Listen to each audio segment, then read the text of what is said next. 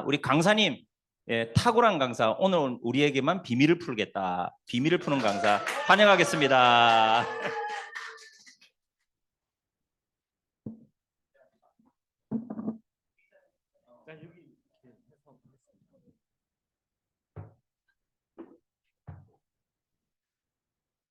네, 화면 띄워주시죠. 네.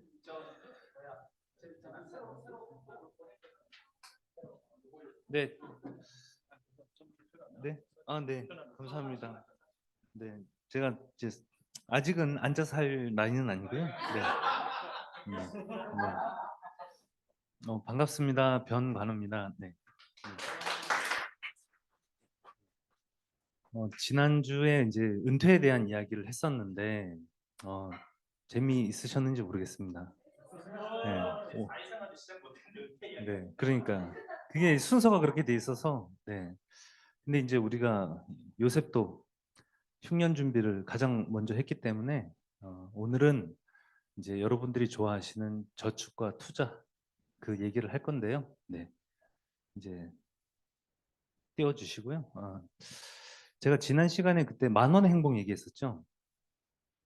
네, 저도 강원도 출신이고 저도 흙수저거든요. 근데 제가 대학교 다닐 때랑 20대, 30대 초반에 가장 의지했던 프로그램은 개그 콘서트하고 무한도전이란 프로그램이 있었어요. 그 무한도전 프로그램을 보면은 이제 평균 이하의 사람들이 모여서 도전하는 거였잖아요.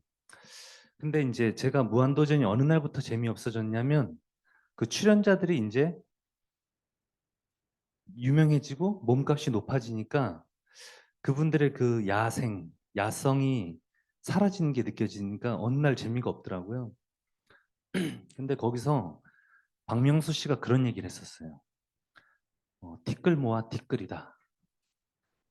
근데 이제 그분들은 이제 평균 이하를 대변하니까 그런 사람들을 대변하는 마음으로 그런 얘기를 했는데 회당 출연료가 1,000만 원, 2,000만 원 받는 박명수 씨가 그런 얘기를 하니까 굉장히 기분이 나쁘더라고요.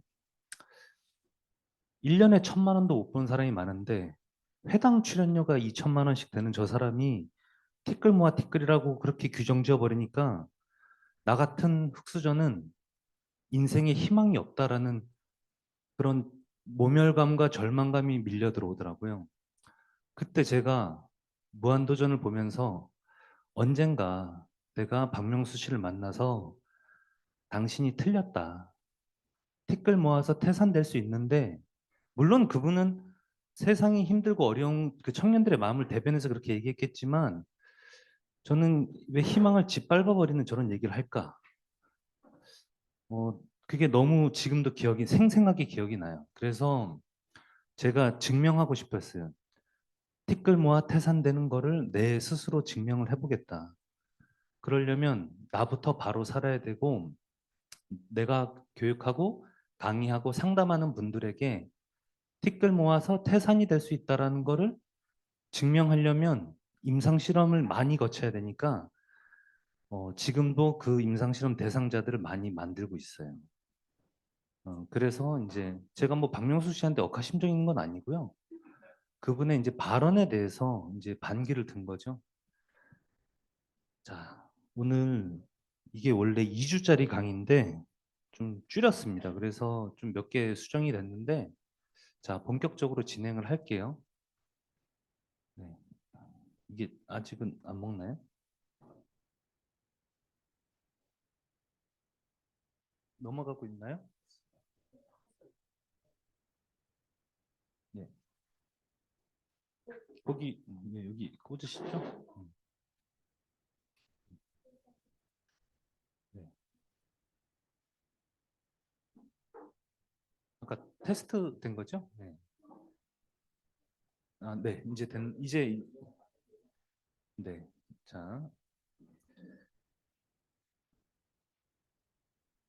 자, 첫 번째 파트는 돈의 속성을 이해해야 됩니다.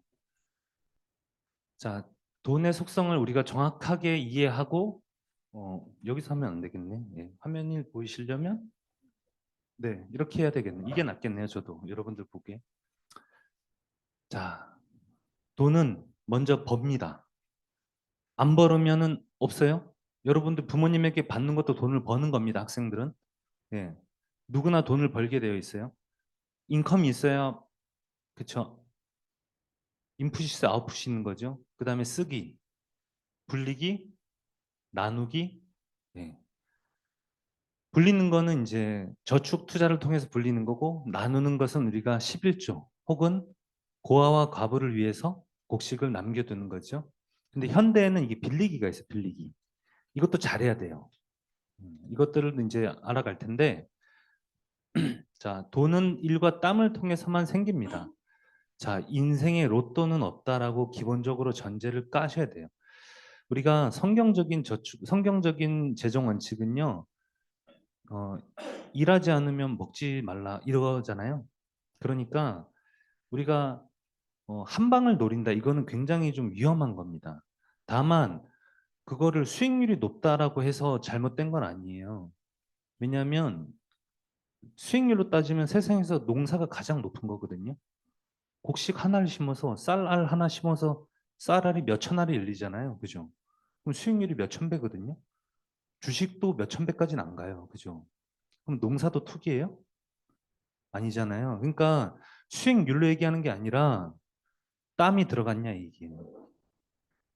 자, 그다음에 어떻게 쓰느냐가 중요하겠죠. 결국에 여러분이 잘 써야 되는데 쓰는 거는 나중에 이제 뭐 상담이나 이런 걸 통해서 개인적으로 좀 하면 다른 것 같은데 여기서 다 얘기할 수는 없고요.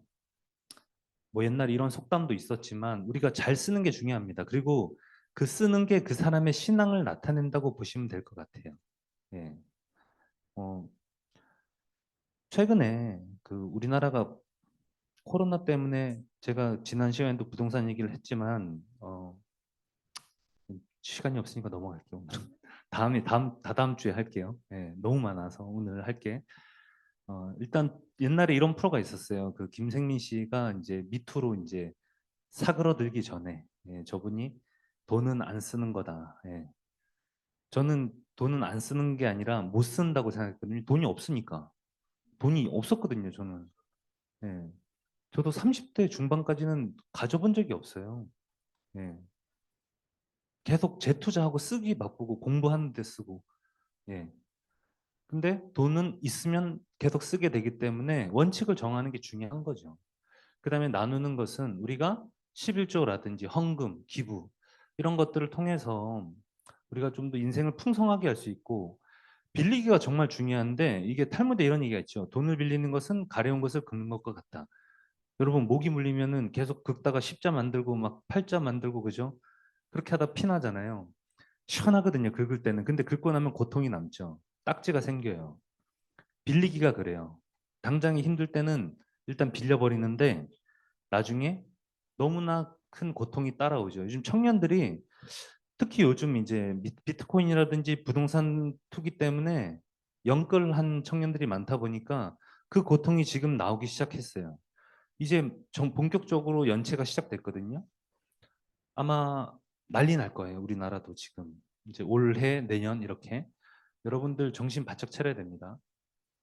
예. 그리고 특히 모든 지출이 다 할부, 대출 다 이제 기다리는 훈련이 없이 먼저 질러놓고 나중에 메꾸는 개념이 돼버렸어요.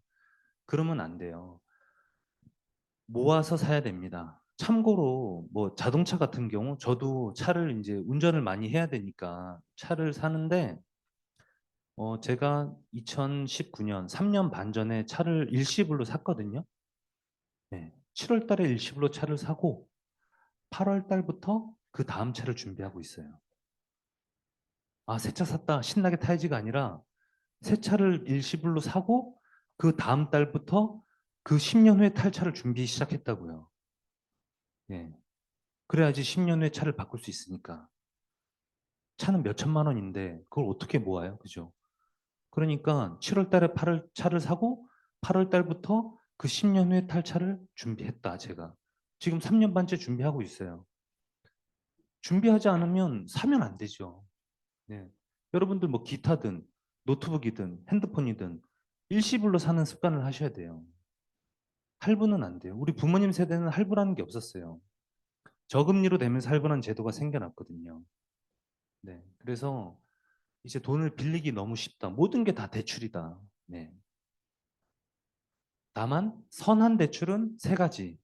학자금, 사업자금, 주택자금.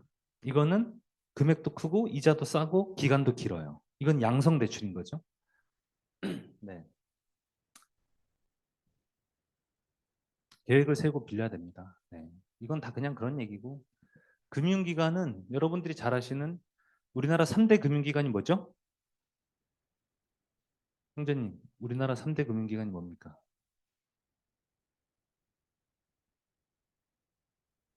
우리은행, 네. 그다음에 국민은행, 신한은행, 네. 은행, 증권사, 보험사가 있죠. 네, 대표적으로 은행은 여러분들이 잘 아시는 적금, 청약, 뭐 주택 청약도 은행에서 다 하고 대출, 뭐 주택담보대출, 뭐 청년 전세자금 대출 이런 것들 하는 곳이고 그다음에 예, 보험사는 이제 여러분들이 뭐 손해보험, 실손보험 이런 거 생명보험도 있고 손해보험도 있고 그냥 다 보험사고 연금도 가입하고 이런 보험사가 있고 그다음에 증권사, 금융투자회사죠. 증권사는 주식, 채권, 펀드 이런 것들 하는 이제 판매하는 곳이죠. 그냥 이건 다 아는 거예요. 그냥 너무 틀에 박힌 거고. 네, 뭐 신용카드, 여신 전문기관 이런 거는 가급적이면 멀리 하면 좋을 것 같고요. 자, 금융시장 이제 본격적으로 오늘 얘기를 할 텐데 여러분들이 저는 숫자 가지고 강의하는 거 좋아한다 그랬잖아요. 오늘도 숫자를 가지고 한번 재밌게 놀아볼게요. 자, 4년 대 72년. 이게 뭘까요? 4년 대 72년. 72 법칙이라는 게 있어요. 들어보셨어요? 72를 특정 상수로 나누어서 원금이 두 배가 되는 기간. 자, 예를 들어서 72 나누기 8은 9죠. 자, 저 8이 수익률이라고 생각해 볼게요. 자, 1,000만 원을 1년 동안 예금을 넣어서 매년 8%씩 이자를 받으면 9년 후에 2천만 원이 된다 이 뜻이에요. 자, 어떻게 되죠? 1,000만 원이 1,080. 그 1,080이 또 8%가 붙으면 1,166. 거기에 또 8%가 붙으면 1,260. 그렇게 가다 보면 9년 후에 2천만 원이 됩니다. 8% 이자 괜찮죠? 자, 그러면 1980년대 우리나라의 예금 금리는 18%였습니다. 그 얘기는 뭐냐? 1,000만 원을 은행에 넣어두면 4년만 지나면 2천만 원이 됐다. 자, 그러면 80년대 우리 부모님 세대는 투자를 할 필요가 있었어요, 없었어요? 없었어요. 그때는 망하지 않는 은행만 찾아다니면 됐어요. 그때는 예금자본공사이 없었으니까. 자, 그러면 지금 어떻게 됐죠? 세후 예금금리 요즘 잠깐 튄 거지만 이제 1%죠. 그 얘기는 뭐냐? 1,000만 원이 2천만 원 되려면 72년이 걸립니다. 자, 여기서 나는 예금을 넣어서 2천만 원을 볼 수 있다. 한번 손 들어 보세요. 저는 볼 수 없을 것 같아요. 아쉽지만. 제가 볼 때 여기 몇 번 자매님들은 볼 가능성이 있어요. 72년 후에. 예. 여기 형제님들은 제가 볼 때는 쉽지 않아 보입니다. 예. 자매님 1,000만 원 예금 넣어놓고 98세에 가서 2천만 원 찾으시면 돼요. 이게 뭔 얘기예요? 대한민국은 저성장, 저금리 국가가 됐는데 부모님한테 경제 교육을 받는 게 가장 큰 문제예요. 보셨죠? 부모님들은요, 금리가 18% 시대에 청년 시대를 보냈어요. 그럼 부모님한테 가서 상담받는 거는요, 제가 얘기했죠. 저기 스리랑카 사람한테 상담받는 거라고. 아무 연관성이 없어요. 그냥 부모 혈육 관계만 있지 아무런 상관이 없어요. 그러니까 부모님한테 물어보면 나 적금으로 돈 모았는데 맞죠? 적금밖에 모을 게 없었어요. 그때는. 근데 엄마 적금 했는데 돈이 안 늘어나는데 어떡하지? 그러게 나도 잘 모르겠다 이제는. 네가 알아서 해라. 이렇게 된 거죠. 그러니까 청년들이 짜증이 나잖아요. 그죠? 열받잖아요. 그러니까 뭐해? 비트코인. 그죠? 주식, 부동산 이런 게 보이는 거죠. 근데 그거를 올바르게 가르쳐 줘야 되는데 그냥 칼만 주는 거예요. 칼. 야, 칼 줄 테니까 알아서 팔아. 네가 칼로 사람을 찔러 죽이든 음식을 하든 칼만 던져주는 거예요. 칼을 어떻게 다루는 방법은 안 가르쳐 주고. 이게 지금 대한민국의 현실이에요. 자, 두 번째 숫자를 볼까요? 4 빼기 4는 0. 지난 시간에 연관이 좀 있어요. 뭐냐면 4대 연기금의 고갈. 자, 군인연금은 1973년에 우리 월남전 때 고갈이 됐어요. 우리 대표님 아마 대표님이 돌잔치 할 때쯤 없어졌을 거예요. 그죠? 네, 50년 전에 고갈됐습니다. 그 얘기는 뭐예요? 지금 군인들 연금은 다 세금. 자, 공무원 연금은 93년도에 고갈됐습니다. 여기 몇 분은 93년도에 안 태어났겠죠? 저는 대전 엑스포 저 때 갔었거든요. 네, 그때 고갈됐어요. 그럼 지금 공무원 연금 뭘로 줘요? 세금. 자, 사학연금은 이제 올해 적자 시작입니다. 이제 올해 좀 내년 될 수도 있어요. 근데 이제 적자입니다. 적자. 국민연금은 2055년이라고 뉴스 나왔는데 제가 볼 때는 뻥 치는 것 같아요. 이미는 아니고 이제 그냥 2050년 생각하는 건데 그냥 좀 겁도 드리는 겁니다. 제가. 그러면 고갈되면 안 주냐? 줍니다. 대신 덜 주겠죠. 덜 주겠죠. 그리고 미래 세대한테 빚을 지게 해서 그 미래 세대가 빚을 갚으면서 내겠죠. 근데 그 미래 세대가 자녀를 낳지 않으니까 우리가 자녀를 낳지 않았잖아요. 옛날 같았으면 우리 자매님들 기본 둘 셋씩 낳았어야 됐죠 벌써.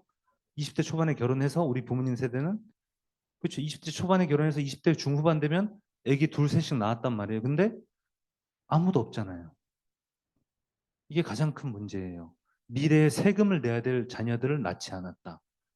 왜 안 낳았어요? 결혼할 여건이 안 되니까. 왜 결혼할 여건이 안 돼요? 돈이 없으니까. 아파트가 10억을 하니까 집을 살 자격이 없잖아요. 결혼할 자격이 없잖아요. 그죠? 대한민국은 만몬이 지배하는 사회예요, 이미. 예, 되게 짜증나죠. 그래서 우리가 소수에 깨어 있는 사람이 변화를 일으켜야 됩니다. 자, 평균 수명 한번 알아볼까요? 자, 1970년에 대한민국의 평균 수명은 62세. 그 얘기는 뭐냐? 저희 부모님은 두 분 다 돌아가셨어야 됩니다. 근데 저희 부모님 두 분 다 62세 넘었는데 지금 살아 계시거든요. 1980년에 65세, 88년 88 올림픽 할 때 70세를 넘었어요. 그러다가 2019년 지금 83세가 됐는데 이제 85세 넘어갈 겁니다. 자, 무슨 얘기냐? 한 세대 만에 평균 수명이 20년이 늘어났어요. 이런 나라는 전 세계에 유례를 찾아볼 수가 없습니다. 일본이 80년 걸렸고 유럽은 150년 걸렸어요. 근데 자, 아까 연기금이 여기에 연결된 건데 여러분 국민연금은 1988년에 도입됐거든요. 근데 여기 88년에 평균 수명 보이세요? 66.3세? 자, 그 얘기는 뭐냐? 1988년에 국민연금이 도입됐을 때 아, 66세 되면 다 죽겠네? 그러니까 10년 정도만 주면 되겠네. 왜냐면 그때는 55세, 57세부터 줬거든요. 10년 받으면 다 죽을 테니까 많이 줘도 돼. 그죠? 근데 죽어야 되는데 지금 안 죽고 있어. 그러니까 고갈이 되는 거예요. 고갈이 난 거예요. 군인연금 보세요. 옛날에는 군인들이요, 퇴직하고 1, 2년 만에 다 죽었어요. 죽어야 되는데 안 죽어, 지금. 90살까지 사니까 2년만 받고 죽을 줄 알았으니까 연금을 400씩 준 거예요. 빨리 죽으라고. 근데 400씩 받는데 안 죽어. 그러니까 낸 돈은 요만큼 냈는데 받는 건 이렇게 된 거예요. 그게 잘못된 거예요? 아니죠.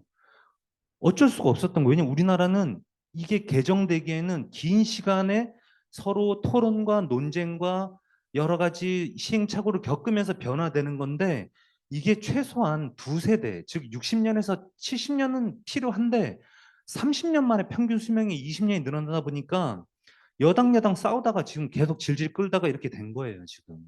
그러니까 우리 잘못은 아니에요. 그러나 그러면 미리미리 준비하고 깨닫고는 있어야 될 거 아니냐는 거죠. 이렇게 됐잖아요, 지금. 이제 100세 시대, 100세 시대. 자, 세 번째 숫자는 102대 25. 또 이거 환장하는 거죠. 지난 시간에도 제가 얘기했을 거예요. 1971년에 출생아 수는 102만 명. 예, 우리 대표님, 그죠? 지금 살아있는 분은 93만 명 살아있어요. 9만 명 돌아가셨어요. 옛날 같았으면 102만 명 태어나서 60만 명이 죽었어야 됐거든요. 질병, 혹은 여러 가지 사건, 사고, 전쟁. 근데 지금은 50살 넘은 사람이 93만 명이 살아있는 거예요. 71년생만. 그러면 저 71년생이 15년 후에 고스란히 다 노인이 된다는 얘기예요. 근데 그러면 자라나는 세대는 2021년에 출생한 수가 25만 명. 와, 쟤네가 우리 대표님을 먹여 살려야 돼요. 1인당 3명씩, 1인당 3명씩 부양해야 된다는 얘기예요. 부양한다는 건 뭐예요? 지하철비 공짜 그것도 해야 되고, 건강보험료, 국민연금, 공무원연금, 군인연금, 선생님연금, 사학연금 다 대주고 세금도 내고, 그러면은 우리 2021년생은 평균 1인당 연봉이 한 4억 정도 돼야 되겠다. 그죠? 예. 왜 이렇게 됐어요? 부동산 때문에. 제가 볼 땐 부동산이 부동산. 살 집이 없으니까. 사람은요, 동물도 마찬가지입니다. 안정과 이게 확보돼야 번식을 하잖아요. 사람을 번식에 비해서 죄송하지만 하나님이 생육하고 번창하라고 하셨는데 생육하고 번창할 집을 살려고 그랬더니 18억이래. 하나님 생육하고 번창할 수가 없는데요. 이렇게 된 거예요. 네, 진짜 짜증나죠. 이런 거 볼 때마다 저는 마음이 그냥 무너지는 것 같아요. 저도 금수저가 아니니까 흙수저니까 강원도 산골 촌놈인데 91년 그 부모 세대 2021년에 부모 세대가 91년생인데 74만 명 태어났거든요. 지금 저렇게 된 거예요. 생각해 보세요. 딱 이렇게 되는 거예요. 어른이 10명이에요. 그럼 몇 명 결혼해요? 10명 중에 넉넉 잡고 6명 결혼했다고 칠게요. 4명은 비혼주의예요. 결혼 안 하죠. 자, 6명 결혼하면 3커플입니다. 그 3커플 중에서 한 커플은 딩크족이죠. 지난 시간에 얘기했죠. 딩크족. 딩크족이 뭐예요? 애기 안 낳는 부부, 그죠? 교육비랑 아파트 부담 때문에. 나머지 두 커플이 아기를 낳아요. 한 명 혹은 2명. 그러니까 어른은 10명인데 애는 셋인 거예요. 보세요. 어른은 10명인데 애는 셋인 거죠. 아주 쉽죠? 네. 2002는 100분의 8. 이게 뭐냐? 노인 부양률입니다. 자, 2002년에 노인 부양률이 100분의 8이었어요. 자, 노인 부양률은 뭐냐? 15세에서 64세 인구 100명이서 부양해야 될 어르신. 아까 71년생이 15년 후에 이제 어른 되잖아요. 13년 후에. 그러면 2002년 월드컵 때는 어른 10명이서 할아버지 그 할머니 108명만 부양하면 돼. 즉 무슨 얘기냐? 12명이서 할머니 할아버지 한 분만 챙기면 돼. 그러니까 우리 부모님 세대가 딱 그랬어요. 6형제잖아요. 6형제 내외 합치면 12명이잖아요. 그분이 할머니, 할아버지는 이미 돌아가셨을 테고 할머니 한 분만 모시면 됐어요. 모실만 하죠. 근데도 그때 서로 안 모신다고 싸웠잖아. 오빠가 나한테 뭘 해줬냐? 오빠 대학 갈 때 나는 저기 옷 공장에서 열심히 일해서 가족들 뒷바라지 했는데 이제 와서 내가 엄마를 모셔야 되냐? 부모님들 그러고 싸우지 않으셨어요? 그때도 힘들다 그랬는데 지금 어떻게 됐냐? 자, 100분의 20일이 됐어요. 100분의 8에서. 자, 12년 후에 100분의 50이 됩니다. 이제 목사님, 대표님 65세 되시면. 근데 여기서 저 15라는 숫자 보이세요? 여러분, 15세가 노동 인구예요? 북한에서는 어때요? 네. 이게 왜 그러냐면요. 1960년대 만들어진 데이터라서 그래요. 1960년대에는 고등학교 가는 사람이 몇 명 있었을까요? 100명 중에? 5명? 네, 7명밖에 안 갔어요. 그러니까 나머지 95명은 어디로 가요? 공장이나 저기 중동이나 이런 데 갔잖아요. 그러니까 저 때는 노동인구로 분류한 거예요. 그러니까 이 데이터도 말 같지도 않은 거죠. 저거를 25세로 바꿔야 되는 거 아니에요? 25세로 바꾸면 이제 2035년에 무슨 일이 생기냐면 진정한 마니또의 시대가 개막합니다. 1대1 마니또를 하면 돼요. 이제 여러분이 할머니, 할아버지 한 분과 자매 결연을 맺어서 할머니, 이제 앞으로 제가 할머니 돌아가실 때까지 제가 평생 모실게요. 네. 네, 대표님이 12년 후에 이제 한 명이랑 자매 협약 맺으면 돼요. 그럼 그 대표님의 노후를 이제 젊은 25세에서 64세가 책임지는 거예요. 돌아가실 때까지 한 30년을. 1인당 평균 부양비가 얼마? 180만 원 정도. 예, 이게 지금 13년 후에 펼쳐질 현실입니다. 예. 지금 대한민국 내려오면 다시 올라가야 될 상황이 지금 내가 괜히 내려왔어. 아 짜증나 그죠? 예. 아씨 이럴 줄 알았으면 안 내려왔는데. 예, 농담입니다. 죄송합니다. 예. 그만큼 지금 청년들이 이게 옛날에 이제 헬조선 이랬잖아요. 이해는 가요, 저도 똑같은 입장이었으니까. 이게 청년들이 만든 현실은 아니거든요. 그러니까 부모님들도 열심히 살았겠지만 그분들이 사실 만들어낸 이 오염물들이죠, 이런 게. 솔직히 기성세대 책임이 더 크다고 봐요, 저는. 청년들이 한 게 없잖아, 뭐. 자매님 여기 뭐 책임 있어요? 없잖아요, 그죠? 그냥 공부하라 그래서 했는데 뭐, 그죠? 그러니까 되게 화가 나는 거예요. 누구한테 책임을 물어야 되냐, 이거. 우울한 얘기해서 죄송합니다. 근데 이러니까 여러분이 정신을 바짝 차려야 된다는 얘기예요. 그러니까 여러분에게 하나님께서 저를 통해서 흉년의 계시를 주신 거예요, 지금. 아직도 이런 얘기를 모르고 그냥 칠렐레 팔렐레 사는 청년들이 너무 많은 거예요. 준비를 하려면 먼저 내가 내면의 각성이 일어나줘야 되겠죠. 그러면 우리는 뭘부터 해야 되냐? 저축과 투자를 배워야 되는데, 자, 저축은 뭐냐? 안정성, 원금이 보장되는 거다.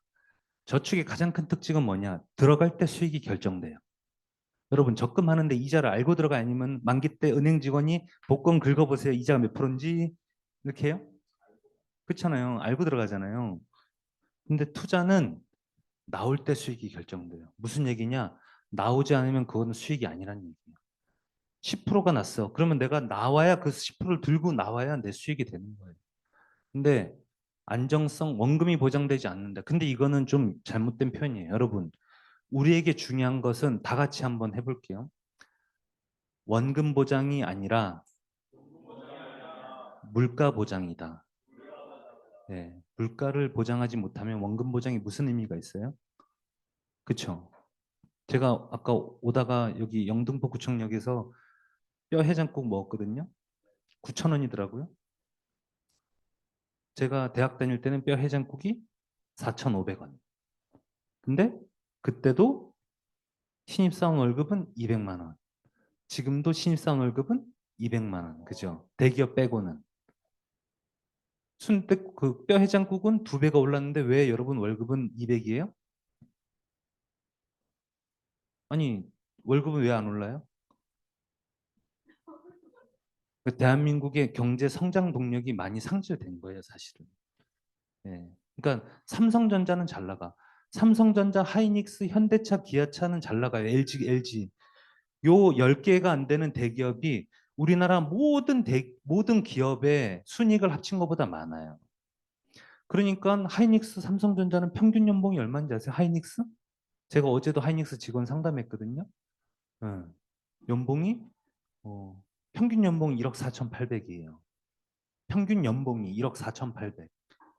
예. 별로 안 놀라시네. 다 1억 4,800 되나 보지. 예. 그러니까 소수 대기업은 잘 나가. 근데 나머지 95%의 일반 서민은 지금도 200만 원이에요. 순댓국 10,000원인데. 그럼 우리가 이걸 어떻게 이겨내야 돼? 예, 배워야 돼요. 그래서 공부해야 되는 거예요. 방법이 없어요. 저축 제대로 알고 적금과 예금 구별할 줄 아세요, 여러분? 형제님, 적금과 예금의 차이가 뭐예요? 예, 정답. 와, 100% 정답이에요. 완벽한 정의를 내렸어. 아니, 그러니까 빨리 내려왔었어야지. 예, 근데 빨리 내려왔어. 지금 지- 예, 저랑 같이 일해볼 생각. 스마트한 숫자에 대한 감각이 있는 것 같은데. 예. 적금은 예금 대비 54%예요, 이자가. 예. 왜 그럴까요? 자, 보시면 자, 적금과 예금 똑같이 2%예요. 투자 기간도 똑같이 1년이에요. 12개월이 1년이잖아요.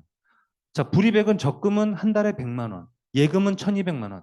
그 적금은 12월이 돼야 1,200만 원이 되죠. 자, 근데 실효 수익 이자를 보면은 11만 원, 적금은 예금은 20만 원이에요. 왜 차이 나냐? 그냥 도형으로 보여드릴게요. 적금은 삼각형입니다. 예금은 사각형이고, 그쵸? 적금은 12달 동안 쌓아가는 거죠. 자, 여기서 우리 다 같이 이등병 삼각형 면적의 공식을 함께 해보겠습니다. 이등병 삼각형 면적의 공식 뭐죠? 밑변 곱하기 높이 나누기 2. 그렇죠.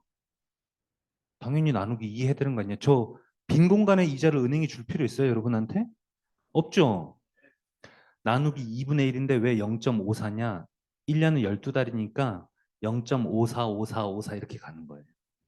네, 1년이 10달이었으면 0.5였겠지. 그래서 저렇게 된 겁니다. 그러니까 자, 적금이 6%라고 해도 3.2%밖에 안 되는 거예요. 거기다가 세금 떼고 실질 금리는 저기서 물가까지 떼는 거거든요. 그러면 청년 적금도 마이너스예요. 청년 적금 8%짜리도 마이너스예요. 물가를 빼면. 자, 이번엔 복리 또 자, 한 달 동안 여러분이 이제 아르바이트를 했어요. 그래서 월급을 받아요. 자, 선택 A는 한 달 동안 매일 1,000만 원씩 받는 겁니다. 31일 동안 매일 1,000만 원. B는 첫날은 1원, 둘째 날은 2원, 셋째 날은 4원, 넷째 날은 8원 이렇게 가요. 여러분 어떤 걸 고르실래요? B, A 고를 거예요? 이거 옛날에 저기 제가 어릴 때 배추도사 무도사라는 만화에 나왔던 건데 예, 그 쌀 그걸로 자 A는 3억 천이죠. 한 달 하루에 1,000만 원씩이니까 B는 얼마냐? 21억 4,700입니다. 이게 복리를 나타낸 거 복리. 예. 그러니까 단리와 복리를 지금 차이를 나타내는 거예요. 근데 복리가 본격적으로 발휘되려면 최소 10년은 넘어가야 돼요.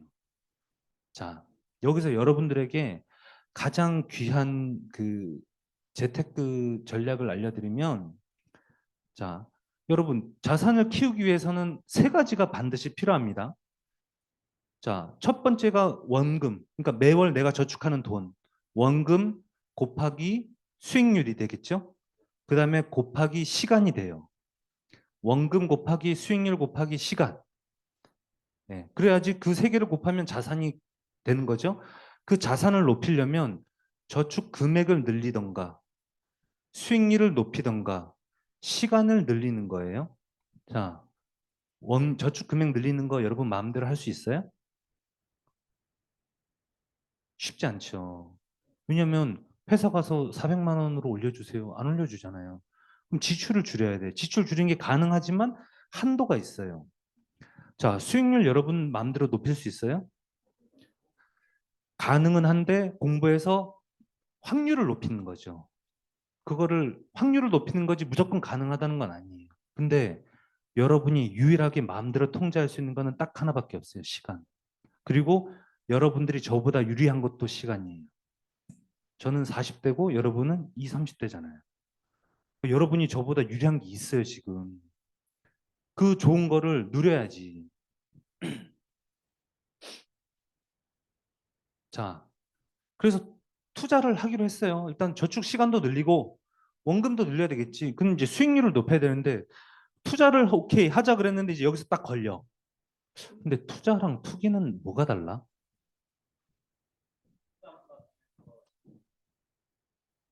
버리는 거예요? 근데 버리는 건데 왜 해요, 사람들은? 버리려고 해요? 돈 남아 들어요? 네. 투자는요? 네. 네.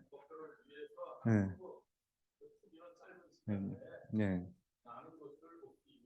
네. 그러니까 지금 여러분들은 너무 투자와 투기에 대해서 느낌적으로는 알겠는데 투자는 뭔가 긍정적이고 투기는 부정적인 것 같죠. 어떤 분은 그러더라고요. 투자는 내가 하는 거, 투기는 내가 아닌 다른 사람이 하는 거래요. 네. 근데 제가 이걸 가지고 10년 동안 고민했어요. 네. 이게 뭘까? 궁극적으로 여기서 걸리더라고요. 턱에서. 제가 그 결론을 내렸습니다. 이거 가지고 제가 수많은 사람들에게 강의를 하게 된 거예요. 네. 투자는 농사에 근거한 생산 활동입니다. 예. 투기는 만몬의 함정이다. 이거예요. 하나님이 성경에 다 답을 주셨더라고요. 힌트를. 자, 투자는 농사입니다. 여러분, 농사를 지을 때 반드시 필요한 게 두 가지예요. 땀과 기다림. 이게 진짜 기가 막혀요. 그죠? 여러분, 가을에 추수하려면 여름을 지나서 장마 지나고 그 뺑볕 여름을 지나야 되잖아요. 그죠? 근데 하나님께서 한국 사람들한테 저 땀은 엄청 많이 주셨어요. 전 세계에서 유태인 보고 게으르다 그러고 일본인 개무시하는 사람 한국 사람밖에 없어요. 그러니까 땀은 1등이야. 그죠? 근데 하나님께서 한국 사람한테 기다림은 안 주셨어요. 승질이 급해서 엘리베이터 닫힌 버튼 계속 누르잖아요. 그죠? 닫힌 버튼만 나중에 허해져 갖고 그쵸? 예. 그러니까 계속 번개불 콩가 먹으니까 주식 같은 거는 기다려야 되는데 미치겠는 거야. 오늘 샀다가 다음날 팔고 다음 주에 팔고 그러니까 곡식에 이걸 시간을 안 주는 거죠. 자, 디모데후서 2장 6절 다 같이 읽어보겠습니다. 시작. 수고하는 농부가 수고하는 농부가 먼저 받아야지 곡식을. 자, 야고보서 5장 7절 시작.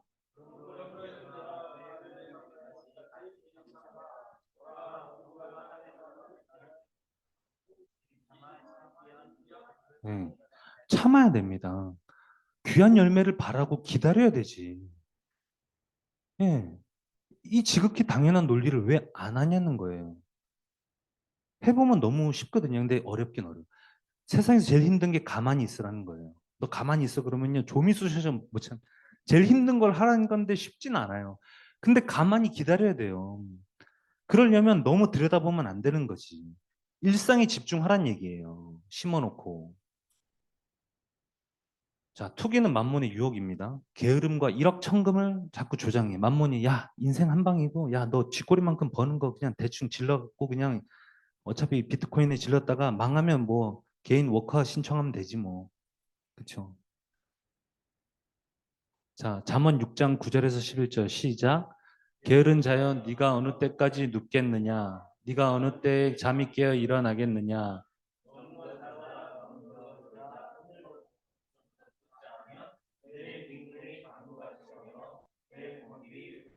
네. 여름 성경학교 때 이거 외워야 밥을 먹었던 기억이 나거든요. 예. 예. 그래서 저 말씀을 지금도 보면 지금도 찔려요. 저도 되게 게으른 인간이거든요. 예. 근데 어쩔 수 없이 부지런해진 것 같아요. 예, 바빠서. 자, 그러면 올바른 투자는 뭐냐? 지금부터 투자와 투기를 구분하는 올바른 재정관리 5원칙을 알려드릴 거예요. 자, 자, 첫 번째, 우량 투자. 제가 이제 투자 전문가니까 주식 투자의 비유를 할 거예요. 자, 우량 투자와 정크 투기가 있습니다. 딱 상반되죠? 네. 자, 우량은 정의가 물건이나 품질의 상태가 좋다. 정크 투기의 정의는 쓸모없는 물건, 폐물, 쓰레기란 뜻이에요. 정크 푸드, 정크 스탁 이런 게 있잖아요. 주식. 자, 하이 퀄리티 베네핏 인베스트. 이게 뭘까요? 예. 이름 멋있죠? 하이 퀄리티 베네핏 인베스트. 뭔가 있어 보이죠? 불법 다단계 회사는 저 세 개 단어가 웬만하면 들어가요. 여러분, 근데 불법 다단계 회사는 교회 피해자가 많은 거 아세요? 왜 그럴까요? 왜? 왜 교회 불법 다단계 피해자가 많을까요? 네. 그리고 예, 맞아요. 그 정답은 또 믿으니까, 신뢰하니까. 근데 여러분, 막 1년에 수익을 50% 보장한대요. 그리고 원금도 보장된대. 근데 한번 생각해 보지 않으세요? 저는요, 지금까지 40년 동안 넘게 살면서 단 한 번도 쉽고 편하고 좋은 게 제 순서까지 온 걸 본 적이 없어요. 저한테 제 순서까지 오는 거는 다 사기밖에 없었어요. 제가 보증금도 사기 강원도에서 대학때 서울 올라와서 보증금도 사기 당해보고 사기 많이 당했거든요. 그래서 제가 숫자에 더 밝아진 것 같아요. 여러분, 여러분이 그렇게 대단하세요? 수익률 50%에 원금도 보장되는 게 왜 돈도 없고 힘도 없는 여러분한테까지 갔을까? 이재용 부회장한테 안 가고 그렇죠? 최태원 SK 회장한테 안 가고 왜 여러분한테 그게 왔을까요? 누가 여러분을 가엾게 여겨서? 아니에요. 사기란 얘기 사기. 제발 그런 거에 속지 마세요. 여러분 순서까지 안 가요. 세상에 쉽고 편하고 좋은 거는 여러분 앞에서 다 잘라 먹어. 그죠? 저는 철저하게 지금도 마찬가지. 근데 요즘은 좀 그렇긴 해요. 요즘은 좀 눈에 보여요. 좋은 게 보이긴 해요. 근데 이제 그거를 조절하는 게 중요하죠. 자, 그러면 우량 투자는 뭐냐? 스타벅스. 스타벅스 좋아하세요? 네, 저는 스타벅스와 함께 성장했습니다. 스타벅스는 1999년에 이화여대 앞에 1호점이 생겼어요. 용진 형이 미국 유학 갔다가 돌아와서 스벅을 차린 거예요. 판권을 사와서 이제 SSG가. 그래서 그때만 해도 여대생 전략을 잘 짰지. 이대 옆에 여대생들이 맛있는 테이크아웃 커피를 꿈꾼 거죠. 제가 대학 갔을 때 서울에 스타벅스가 아직 100개가 안 됐을 때였을 거예요. 그래서 주요 거점 사립대학교 앞에 생겨나기 시작했어요. 근데 제가 이제 학교 딱 가서 이제 저는 여학생들이 많은 학과였거든요. 이제 전공이 어문학이다 보니까. 근데 모든 여학생들이 이거를 다 들고 오는 거예요. 테이크아웃 잔을 이렇게. 저는 교문에서 나눠주는 줄 알고 나만 못 받은 거 같아서 나갔거든요.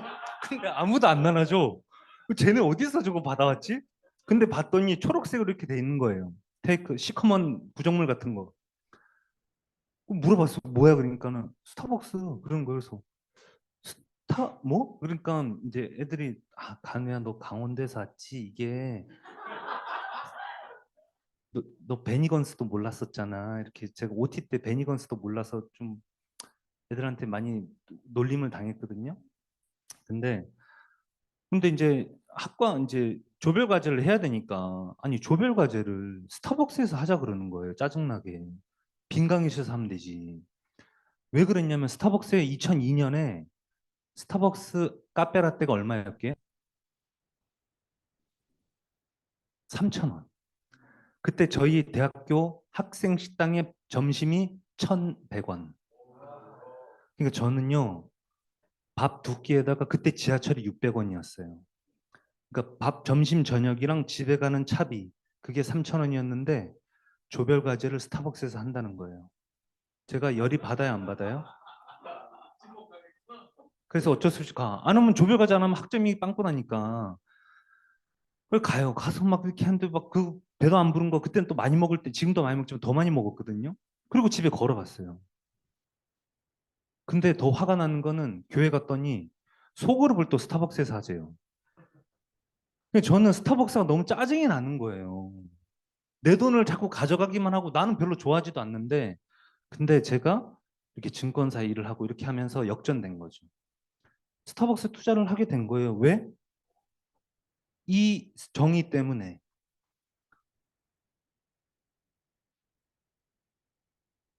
우량 투자의 정의가 뭐예요? 나와 주변 사람을 포함한 대다수 일반 서민이 습관적이고 당연시하며 우선적으로 소비하는 제품이란 기업이란 얘기예요. 여러분, 스타벅스를 명절 때 돈 모아서 가세요? 예, 그냥 갔잖아요. 예. 그리고 당연시한다. 무슨 뜻이냐? 도덕적으로 그렇게 좀 잘못된 건 아니란 얘기예요. 그 다음에 우선적으로 여러분이 만약에 형제님 저기 좋아하는 자매랑 커피 마시러 가기로 했는데 여기 백다방이랑 스타벅스가 있는데 형제님이 기어코 자매님한테 내가 백다방 쿠폰 있으니까 백다방 가자 그러면 그 자매님이 다음에 형제님을 만날까요? 네, 그럴 가능성이 높겠죠. 스타벅스 가자. 네. 여러분, 저는요 커피를 거의 공짜로 마시거든요. 제가 1년에 제가 생일 때 기프티콘 선물을 많이 받아요. 고객들이나 제가 상담해 드렸던 분들한테 작년에도 제가 기프티콘을 한 45만 원치 받았어요. 생일날에. 근데 45만 원 중에서 한 40만 원이 한 회사 거였어요. 어디 거였을까요? 어떻게 하셨어요?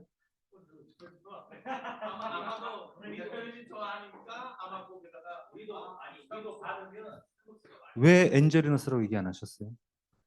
왜 백다방이라고 얘기 안 하셨어요? 그게 우선순위이기 때문에. 저도 생각해 보니까 선물할 때 스타벅스만 하더라고요. 제일 무난하고 괜히 막 그 엔지니어스 선물하면 너 롯데랑 뭐 관계 있냐 뭐 물어보잖아요. 근데 저렇게 멀쩡한 회사를 놔두고 왜 굳이 이상한 데 가서 기웃거리냐는 거예요.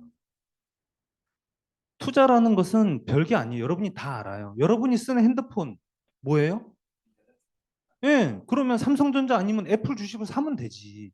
신발 뭐 신어요? 프로스펙스 신어요, 혹시? 나이키 신잖아. 그럼 나이키 주식 사면 되잖아. 왜 굳이 가서 애만 철도회사, 부품회사 주식을 사냐고요. 유튜버가 추천했다고. 그러니까 이게 따로 노는 거죠. 여러분들이 투자는요, 별게 없어요. 백화점 가보세요. 주말에 저기 스타필드나 백화점 가보세요. 사람들이 뭘 신고 다니고 어떤 옷을 입고 다니고 핸드폰 전자제품 뭐 쓰는지 가방은 뭔지 저기 루이비통인지 구찌인지 보면 여러분이 투자해야 될 게 다 나와요. 괜히 유튜버가 무슨 어디 뭐 2차 전지 뭐 그게 나랑 뭔 상관이야. 그리고 2차 전지 할 정도 되면은 돈이 몇 억 있어야 돼요. 뭐 몇십만 원 해갖고 막 몇 억 될 것 같아요. 그건 아니에요. 그러니까 지금 순서를 건너뛴 거지. 해도 되는데 기초를 먼저 한 다음에 넘어가야죠. 자, 두 번째는 분산 투자와 몰빵 투기. 자, 우리나라 상장 회사가 2,500개고요. 시가총액이 2,400조예요. 거의 왔다 갔다 하는데. 근데 우리나라는 여러분 전 세계에서 비중이 1.9%밖에 안 돼요. 요즘은 1.5%. 자, 전 세계에서 가장 큰 회사 어딜까요? 퀴즈? 아마존 아니에요. 제일 큰 회사. 여러분 아는 회사예요? 아니에요. 땡. 애플. 맞아요. 정답이에요. 애플의 시가총액은 2,800조. 지금은 3,500조예요. 어? 우리나라 시가총액이 얼마예요? 여러분이 아는 삼성, 하이닉스, KT, 포스코, 네이버, 현대차, 기아차 다음 SM, JYP 다 합쳐도 2,500조가 안 되는데 애플만 3,000조예요. 그러니까 우리나라가 애플보다 작다는 얘기예요. 근데 애플이 저렇게 좋은 회사인지 오늘 처음 알았어요? 강의 오늘 강의는 여기서 마치도록 하겠습니다. 음, 음. 10년 전에도 알았잖아요. 근데 실행하지 않았잖아요. 왜? 그때도 애플은 다 올랐다고 생각했어요. 근데 10년 전보다 애플이 몇 배 올랐게요? 10년 전에 스티브 잡스 형님이 돌아가시고 나서 애플 주식이 몇 배 올랐을까요? 그때 잡스 형님이 돌아가시고 다 애플 끝났다 그랬죠? 근데 갑자기 사이즈가 여러 개가 나오기 시작해. 그죠? 잡스 형님이 내 눈에 흙이 들어오기 전까지는 사이즈 못 바꾼다 그랬는데 돌아가시자마자 팀쿡 형님이 사이즈 3개나 해서 플러스 뭐 이런 거 만들었잖아요. 그죠? 그래서 폭발적으로 늘어나서 주식이 몇 배 올랐냐? 12배가 올랐어요. 수익률로 따지면 1200%. 아니, 아니 12%도 못 내본 사람들이 무슨 뭘 안다고 애플은 다 올랐대. 그리고 자기는 열심히 새마을금 가서 적금 5%짜리 가입할게요. 왜 그러고 사냐 이거 제가 답답한 게. 내가 산 철도회사 부품은 반으로 쪼그라들었는데 애플은 그 사이에 12배가 올랐네. 1,000만 원을 넣었으면 1억 2천이 됐는데 1억을 넣었으면 12억이 됐는데 테슬라는 10년 동안 몇 배 올랐어요? 100배 올랐잖아, 100배. 그죠? 몰빵은요, 뭐가 문제냐? 대한민국에만 투자하는 거는요, 애플보다도 작은 시장에 투자한다는 얘기예요. 그러니까 시야를 글로벌하게 바꾸라고 일단. 그리고 돈이 한 곳에 모이면 하나님보다 우선시돼요. 예. 이것만 살자. 이렇게 되니까 삶이 피폐해집니다. 분산 투자의 정의는 대한민국에 국한되지 않고 전 세계 유망한 국가나 기업에 골고루 투자해서 안정성과 성장성을 잡는 겁니다. 자, 세 번째, 장기 투자와 단타 투기. 자, 여러분이 생각한 장기 투자 기준 얼마예요? 30년. 좋아요. 네. 최소는 저는 이제 10년으로 보고요. 그 안에서 한 사이클을 3년에서 5년으로 봐요. 네, 맞아요. 잘하셨어요. 그러면 정말 최고예요. 결국에 복리는 장기 투자 나온다 그랬잖아요. 자, 최소 간접 투자는 3년에서 5년, 주식은 10년 보고 해야 되거든요. 자, 단타 투기의 대표적인 게, 자, 동학개미인데, 동학개미는 코로나 이후로 주식 투자한 분들이 동학개미란 말이에요. 2020년 3월 이후로. 자, 2020년 3월 달에 우리나라 주식이 1,400까지 빠졌다가 1년 만에 3,000이 됐어요. 2배가 올랐단 말이에요. 수익률이 100%가 올랐거든요. 동학개미 수익률이 몇 프로인지 체크해 봤더니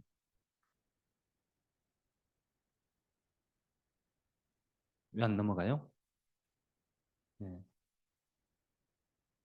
네, 5.9%가 나왔어요.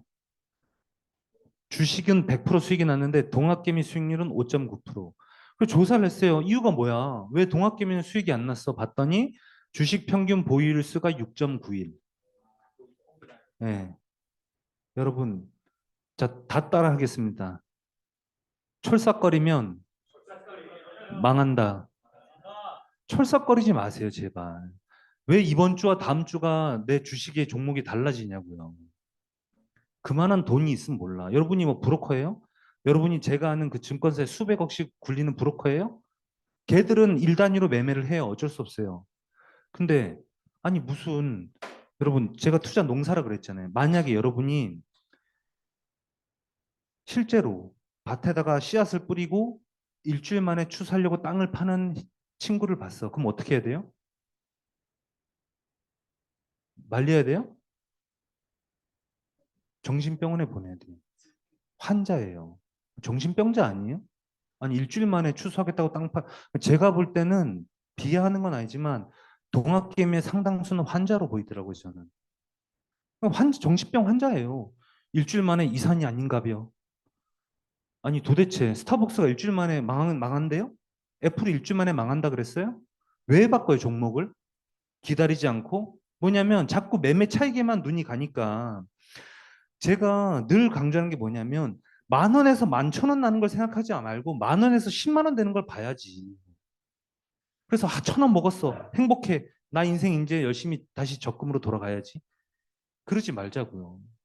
장기 투자는 농사의 주기가 1년이듯 최소 3년에서 10년 보고 해야 됩니다. 네 번째, 분할 투자와 한방 투기. 자, 코스트 에버리징 이펙트는 뭐냐? 분할 투자는 적립식으로 하라는 얘기예요. 어차피 여러분 목돈 없잖아요. 그러니까 매월 적립식으로 하면 뭐가 좋냐? 비용이 평균화돼요. 내가 들어가는 타이밍에 따라서 그게 평균화된다는 얘기예요. 그래서 데이터의 추적이 가능해. 그런 분들이 있어요. 팀장님, 저는요, 주가가 제일 빠졌을 때 들어갈게요. 그걸 어떻게 알아? 그러니까 매달 사면서 데이터를 추적하면서, 지금이 높구나, 낮구나를 체크해야지. 그리고 여러분 돈이 들어가지 않으면 절대 체크 안 해요. 그죠? 내 돈이 들어가야 체크를 한다고요. 그러니까 적립식으로 해야 됩니다. 근데 한방 투기는 뭐냐? 대부분 고점에 매수해요. 끝까지 참아. 야, 떨어진대 기다려봐. 근데 안 떨어져. 그러니까 참다 제일 꼭대기에 들어가. 그리고 나서 뭐라 그래요? 물렸다. 나 물렸어. 못 빠져나와. 결혼해야 되는데. 상승 시에만 수익 가능합니다. 제가 예시를 많이 들어야 되는데 시간이 없다 보니까 너무 제가 한 예시로 그냥 이것만 얘기할게요. 제가 한 어떤 자매를 만났는데 이제 그 여성분이 부산에서 상담을 했었는데 그분이 만나서 막 대성통곡을 하는 거예요. 그래서 왜 이렇게 우시냐 그러니까 이제 얘기를 하셨는데 이분이 결혼 자금으로 6천만 원을 모은 거예요. 근데 남편이 오랫동안 고시 공부를 하다가 실패했어. 그래서 뒤늦게 취업을 해서 모아둔 돈이 없어요. 그래서 시아버지 되실 분이 며느라기 될 아가야 너 얼마 모아놨냐? 그러니까 6천만 원이니까 그래 그러면 내가 내 아들 대신에 6천만 원 줄 테니까 이걸로 이걸로 결혼 준비해라. 그래서 그 자매님이 6천만 원 아버님이 주신 걸로 이제 결혼 준비하려고 하고 있었는데 교회 친구가 교회 베프 친구예요. 결혼해서 아기 둘 낳은 엄마가 친구한테 너무 선물을 주고 싶은 거예요. 그래서 친구야, 내가 너 늦게 결혼하니까 내가 너한테 선물씩 주고 싶은데 비트코인에 넣어두면 딱 3달만 넣어두면 너 하와이 시원여행 갈 수 있어. 1,000만 원 수익 난대. 그래? 알았어. 그래서 6천만 원을 비트코인에 넣었어요. 그리고 그 3개월 후에 저를 만난 거예요. 그리고 그날에서 저 각티슈 반 통을 쓰더라고요. 6천만 원이 얼마가 됐을까요? 900만 원 됐어요. 5,100만 원 날아갔어요. 다음 달에 결혼해야 되는데 시아버지한테 말도 못하고. 근데 여기서 질문이 그 친구가 전문가예요? 제가 뭐라 그랬어요? 주부라 그랬죠. 애기 둘 키우는. 비트코인으로 재미 좀 보셨어요. 이렇게 몇백만 원 해서 몇백만 원 버셨대요. 그러니까 먼 곳에 있는 전문가보다 내 옆에 있는 친구가 전문가로 보이는 거야. 그래서 주식도 다 고점에 물린 거잖아요. 제발 저렇게 하지 마세요. 부탁입니다, 여러분. 분할 투자는 그래서 만약에 비트코인 안 하고 못 베길 것 같으면 분할식으로 하세요. 그럼 분할로 한 달에 5만 원, 10만 원씩. 일정 금액을 장기간 모아서 원금과 수익을 하는 기간이 필요하죠. 여러분이 무슨 하나님이 야 지금이야 사 그런 게 어디 있어? 여러분 요셉 정도 돼요? 그러면 여기가 들을 필요도 없지. 자 마지막 간접 투자와 직접 투기. 여러분 돈은 칼이랑 똑같다 그랬지 아까? 여러분 그 백종원 씨가 쓰는 그 식칼 있잖아요. 제가 백종원 씨 호텔에 갔다가 그 이렇게 백종원 씨도 만났는데 소유진 씨도 지난번에도 얘기했을 거예요 제가. 여러분 내가 직접적으로 하는데 그럼 백종원 씨가 만약에 여러분에게 와서 칼 빌려달라고 하면 칼 빌려줘요? 왜 안 빌려줘요? 요리해준다 그러는데 저 같으면 빌려줄 것 같은데. 네, 백종원 씨가 요리해준대요. 근데 칼이 없대. 근데 마침 여러분이 칼이 있어요. 그럼 빌려줘요? 그럼 빌려주죠. 근데 5살짜리 애기가 와서 칼 빌려달래. 그럼 빌려줘요? 여러분 가슴에 손을 얹고 한번 생각해 보세요. 하나님이 보실 때 여러분이 백종원이에요? 5살짜리 애기예요? 그래서 돈을 안 주시는 거예요. 여러분이 다칠까 봐. 관리 능력 있어요? 만약에 형제님 솔직히 말로 로또 1등 됐어요. 30억 받았어요. 지킬 능력 있어요? 저는 1등 당첨된 사람도 상담해봤거든요. 진짜 사람이 눈이 돌아갑니다. 눈이 돌아가. 갑자기 말도 안 되는 행동들을 해요. 예. 유혹에 빠지고 중독되는 게 많아요. 로또 1등 돼서 마약 중독된 사람도 많고 강원랜드 가서 다 탕진한 사람도 많고 강원랜드부터 가요. 대부분. 근데 만약에 제가 로또 1등 되면 40억 받으면 제가 지킬 수 있을까요? 네. 지키는 게 아니라 몇 년 만에 더 더블로도 갈 수 있을 것 같아요. 왜냐하면 저는 관리 능력이 있잖아요. 왜? 관리 능력이 있다는 얘기는 두려움과 탐심이 없다는 얘기예요. 제가 돈에 대해서 탐심과 두려움을 떨쳐내는데 15년 가까이 걸린 겁니다, 이게. 여러분이 5살짜리 애기처럼 의욕만 앞서서 그 식칼, 백종원 씨가 쓰는 식칼은요, 그냥 이렇게 손에 힘 빼고 툭툭 썰면 파가 탁탁 썰리잖아요. 그 칼의 무게로. 그 5살짜리 애기 그 연한 손에 그게 찍히면 손가락, 생각해도 끔찍하죠. 그래서 하나님이 걱정되셔서 여러분한테 안 주시는 거예요. 그러니까 농담 반 진담 반이지만 먼저 그러면 여러분이 뭘 하셔야 되냐? 하나님이 부어 주실 때 준비되어 있어야죠. 칼을 다룰 수 있는 능력이 준비되어 있으면 요셉처럼 차고 넘치게 부어 주실 것 같아요. 그러니까 내 지경을 넓히기 전에 먼저 구하니까 안 주지. 여러분이 먼저 그릇을 넓혀놔야 될 거 아니에요. 안 그러면 그릇 다 깨지지. 그래서 여러분이 직접적으로 하지 말라고요, 제발. 일단은 전문가한테 위임을 해서 전문가가 어떻게 하는지를 보고 내가 나중에 저렇게 따라하면 되겠구나. 자, 그래서 5가지 원칙. 왼쪽에 우량 투자, 올바른 투자 다섯 가지 원칙을 다 같이 읽어볼게요. 시작. 우량 투자, 분산 투자, 장기 투자, 분할 투자, 간접 투자.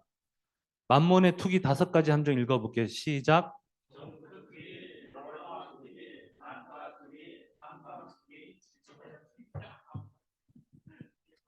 이제 아시겠죠? 예. 물론 세상은 참 희한해요. 우측의 5가지 방법으로 해도 성공한 사람이 있어요. 저도 많이 만나봤어요. 근데 그 사람은 그 사람이에요. 저는 제 길은 아니에요. 저는 왼쪽의 5가지 길로도 성공할 수 있다고 생각해요. 시간 괜찮은 건 거죠? 음, 네. 자, 그러면 주식과 채권을 한번 넘어가 볼게요. 여러분, 주식 아세요?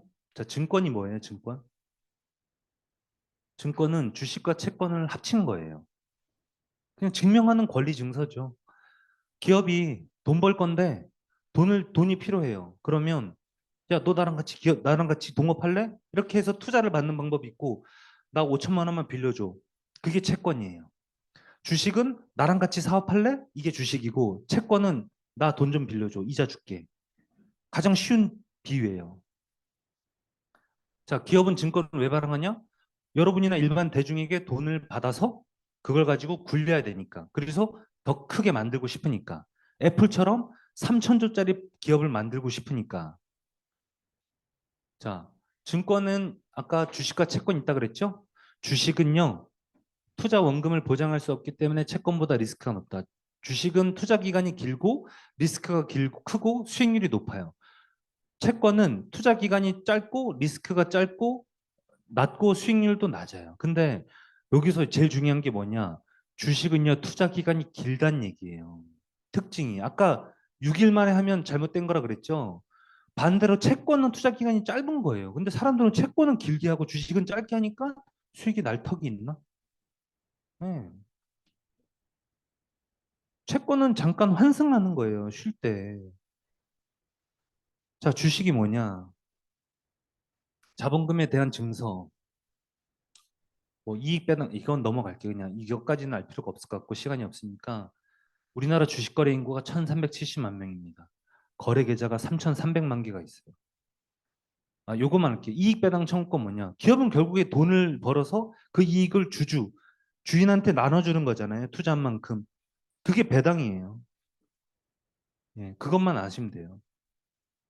자, 세계 주식 시장, 자, 시가총액을 보면요. 미국이 42% 합쳐서, 중국이 15%, 유럽이 18%, 인도가 7%, 일본이 4%, 대한민국이 1.67%, 그죠? 그러니까 우리나라는 음료수 이름도 안 돼. 2%도 안 돼. 그렇죠? 근데 한국에만 투자해요? 그러니까 안 된다. 여러분이 믿을 수 있는 주식 시장을만 추린 거예요, 이게. 여러분이 브라질이랑 뭐 사우디아라비아, 아니, 브라질이랑 뭐 아르헨티나 투자하진 않을 거 아니에요. 그거 믿을 수 있어요, 회계? 그렇죠? 다 분식회계겠지. 자, 미국의 시가총액 아까 볼까요? 어. 자, 미국 시장의 시가총액입니다. 제일 큰 게 뭐예요? 예, 애플이죠. 네, 저게 애플이에요. 저 제일 큰 게. 두 번째로 큰 게 아니에요. 저건 좀 이게 착시 효과인데 MS 오피스입니다. 마이크로소프트. 예, 그다음에 세 번째가 구글, 그죠? 그다음에 메타 보이죠? 메타. 저 메타는 페이스북이랑 인스타. 그리고 여기 존슨앤존슨도 보이네요. 그죠? 저 아마존도 보이고 테슬라도 있네. 그죠? 자, 그럼 이 미국에다가 우리나라를 한번 떨어뜨려 볼게요. 예, 대한민국 시가총액. 예. 자, 그러면 여기다가 우리나라 시가총액의 20%를 차지하는 삼성전자를 떨어뜨려 볼까요? 예. 존슨앤존슨보다도 작아. 아, 자존심 상해. 그죠? 근데 저기서 열받는 게 뭐냐면 저 수많은 미국 기업 중에 삼성전자보다 돈 잘 버는 회사는 애플이랑 마이크로소프트 외에는 없어요. 아마존도 요즘은 많이 떨어졌어요. 마이크로소프트가 돈 진짜 많이 벌어요. 쟤네는 이익 그 순이익이 50%예요. 애플도. 무슨 게임 회사다, 광고 회사도 아니고 제조 회사가 그러니까 애플은 공장이 없잖아요. 폭스콘 어디 있어요? 중국에 있잖아요. 자, 보세요. 세계 자산 총액이 1등이 금인데 금은 이제 논외로 치고 2등이 애플, 3등이 사우디 아람코, 사우디의 그 가장 큰 정유회사, 사우디 왕세자 있잖아요. 그 유명한 사람. 그 다음에 마이크로소프트가 4등. 그 다음에 알파벳, 아마존 뭐 이렇게 있고 그 은이 7번째, 테슬라가 8번째, 버크셔 해서웨이, 워렌 버핏 할아버지네. 유나이티드에서 뭐 이렇게 돼 있거든요. 예. 저 버크셔 해서웨이 워렌 버핏 할아버지 회사 있잖아요. 저기는 주식 하나에 얼마일까요? 세계에서 제일 비싸요. 주식이 하나 가격이 6억. 한 주에 6억이에요. 삼성전자 6만 3천 원 정도 하잖아요, 지금. 버크셔 해서웨이는 6억이에요. 예. 근데 액면 분할 안 해. 그러니까 거래 안 하겠다는 얘기예요. 기관이나 거래하라는 얘기예요. 개인들은 하지 말란 얘기예요. 되게 좀 워렌 버핏 할아버지 약간 좀 이런 표현 좀 하긴 죄송하지만 할아버지 너무 잘난 척하는 거 아닌가 이런 생각 들죠. 액면 분할도 안 하고. 삼성전자도 액면 분할하기 전에 300만 원이었잖아요. 50분의 1로 액면 분할해서 지금 6만 원 된 거예요. 모르셨어요? 아, 심각한 수준이구나. 음. 주식에 투자하는 방법을 제가 자 발행시장이에요. 발행시장은 말 그대로 상장하는 거. 우리 지난번에 카카오 게임즈랑 SK랑 하이브 그 빅히트 엔터테인먼트 있잖아요. BTS 방탄소년단 거기도 상장했잖아요. 그러니까 우리가 아파트처럼 청약에 넣는 거죠. 그 똑같은 청약이란 단어 쓰는데 발행시장인데 대부분은 유통시장이죠. 그러니까 우리 주식시장 이게 잘 안 먹네요. 네. 네, 다음엔 그렇죠. 유통시장 즉 한국 거래소에서 운영되는 게 대부분이고, 그러니까 여기서 여러분이 사는 거죠. 발행시장 굳이 갈 필요 없어요. 여기서 하면 돼요. 자, 채권은 그냥 빈문서예요, 빈문서. 여러분 적금, 청약, 예금도 채권이에요. 내가 은행에 돈을 빌려준 거잖아요. 그 빈문서로 받는 게 예금증서, 청약증서잖아요. 아시겠죠? 채권 어려워할 거 없어요. 그냥 빈문서예요. 예. 거기에 이자랑 원금 얼마야? 언제 갚는 거야? 그게 있으면 다 채권이에요. 형제가 형제한테 10,000원 빌려주고 다음 주에 10,000원에다가 초코파이 하나 이자로 받고 상환한다. 이게 또 채권이에요. 똑같아요. 예. 별거 없어요. 자, 그럼 이거를 실제로 한번 알아보자고요. 자, 여러분이 카페를 창업하기로 했어요. 1억이 필요하대. 근데 여러분이 5천밖에 없어요. 그래서 5천만 원이 추가 필요한데 은행 갔더니 안 된대. 너를 믿을 수가 없대. 그래서 여러분이 어쩔 수 없이 친구 자산가 B에게 가세요. 그래서 친구에게 돈을 유치를 해야 되는데 두 가지 방법이 있죠. 뭐죠? 투자하고 빌리는 거. 그렇죠. 주식을 발행해서 5천만 원 투자받는, 즉 동업하자는 얘기죠. 5대5로. 두 번째는 뭐가 있어요? 빌리는 거. 대부분은 다 빌리는 거 하죠. 자, 요 두 가지 설정을 한번 알아볼게요. 자, 먼저 빌리는 것, 대중적인 거. 빌리는 걸로 자금을 조달했어요. 자, 2%, 아니 4%로, 즉 1년에 5천만 원에 4%니까 200만 원의 이자를 주기로 한 거예요. 그래서 1년 후에 200만 원을 상환하고 원금은 B가 원할 때 주기로 했어요. 자, 1년 후 비용, 임대료랑 재료비랑 인건비 다 제외하고 순이익이 2천만 원 났어요. 여러분 월급을 250만 원씩 챙겨갔어요. 1년에 3천만 원. 그거 떼고 2천만 원 또 남은 거예요, 지금. 그럼 괜찮아요? 안 괜찮아요? 괜찮죠. 자, 그럼 이제 정산해야 되죠? 어떻게 해요? 친구 B에게 200만 원 이자를 상환하고 여러분이 나머지 1,800을 먹는 거죠. 자, 그럼 이럴 때 여러분 친구 B의 기분이 어때요? 이거 뭐지? 이렇게 되죠. 그죠? 표정이. 응? 분명히 이거 뭐야? 이렇게 되는 거죠. 친구가 잘 몰라. 그럼 여러분이 친구한테 그러죠. 친구야, 너는 채권을 발행해서 200만 원에 대한 이자를 확보하는 조건을 빌려준 거잖아. 내가 경영을 잘해서 1,800만 원 확보한 거에 대해서 네가 참견할 수 있는 권한이 없지. 그래서 기업도 주식 투자한 사람은 주주총회 참여할 수 있죠. 근데 돈 빌려준 은행은 주주총회 참석할 수 있어요? 없어요. 돈 빌려주고 이자만 받으면 그만이에요. 원금이랑. 근데 친구 B가 기분은 몹시 상했어요. 근데 계약은 계약이니까 어쩔 수 없이 또 1년이 지났어요. 자, 2년 차인데 똑같이 4% 진행해서 1년 인건비하고 순이익을 받더니 코로나가 터졌네. 동네 카페인데 코로나 터졌어. 어떻게 돼요? 마이너스 2천만 원 된 거예요. 그래서 폐업을 결정했어요. 그래서 2천만 원 막 중고로 팔고 막 해서 겨우 8천만 원 그래도 건졌어. 이제 어떻게 해요? 네, 5천만 원에다가 이자도 줘야 돼요. 꼬박꼬박. 그리고 여러분 얼마예요? 마이너스 2,200만 원. 이때 친구 비는 기분이 어때요? 천만 다행 살았다. 나는 친구가 망했는데도 돈을 벌었네? 이게 채권이에요. 자, 그럼 여기서 역으로 생각해 볼게요. 자, 여러분이 투자할 때 이 기업이 잘 될 것 같고 사람들이 좋아하고 누구나 우선순위로 생각하는 기업이에요. 그럼 주식을 사는 게 맞아요? 채권을 사는 게 맞아요? 예. 그래서 아까 얘기했잖아요. 애플이랑. 여러분이 쓰는 핸드폰, 여러분의 가방. 근데 이 회사가 뭐 하는지도 잘 몰라. 그러면은 주식 투자하는 게 맞아요? 아니죠. 그때는 채권을 사든가 아니면 그냥 그 회사는 그냥 패스하든가. 이 쉬운 거를 제가 모르는 얘기 하는 게 아니에요. 여러분한테 지금 정리해 드리는 거예요, 지금. 네. 이거까지는 시간이 안 되는데 기업을 네 가지 쳤던데 그냥 빨리 하고 넘어갈게요. 이것도 알아야 돼요. 근데 이것도 모르면서 주식하니까 문제예요. EPS, PER, BPS, PBR. 기업 분석의 네 가지 기본 척도예요. 주당 순이익. 자, 주당 순이익은 뭐냐? 그냥 기업이 벌어들인 순이익을 주식수로 나눈 값이에요.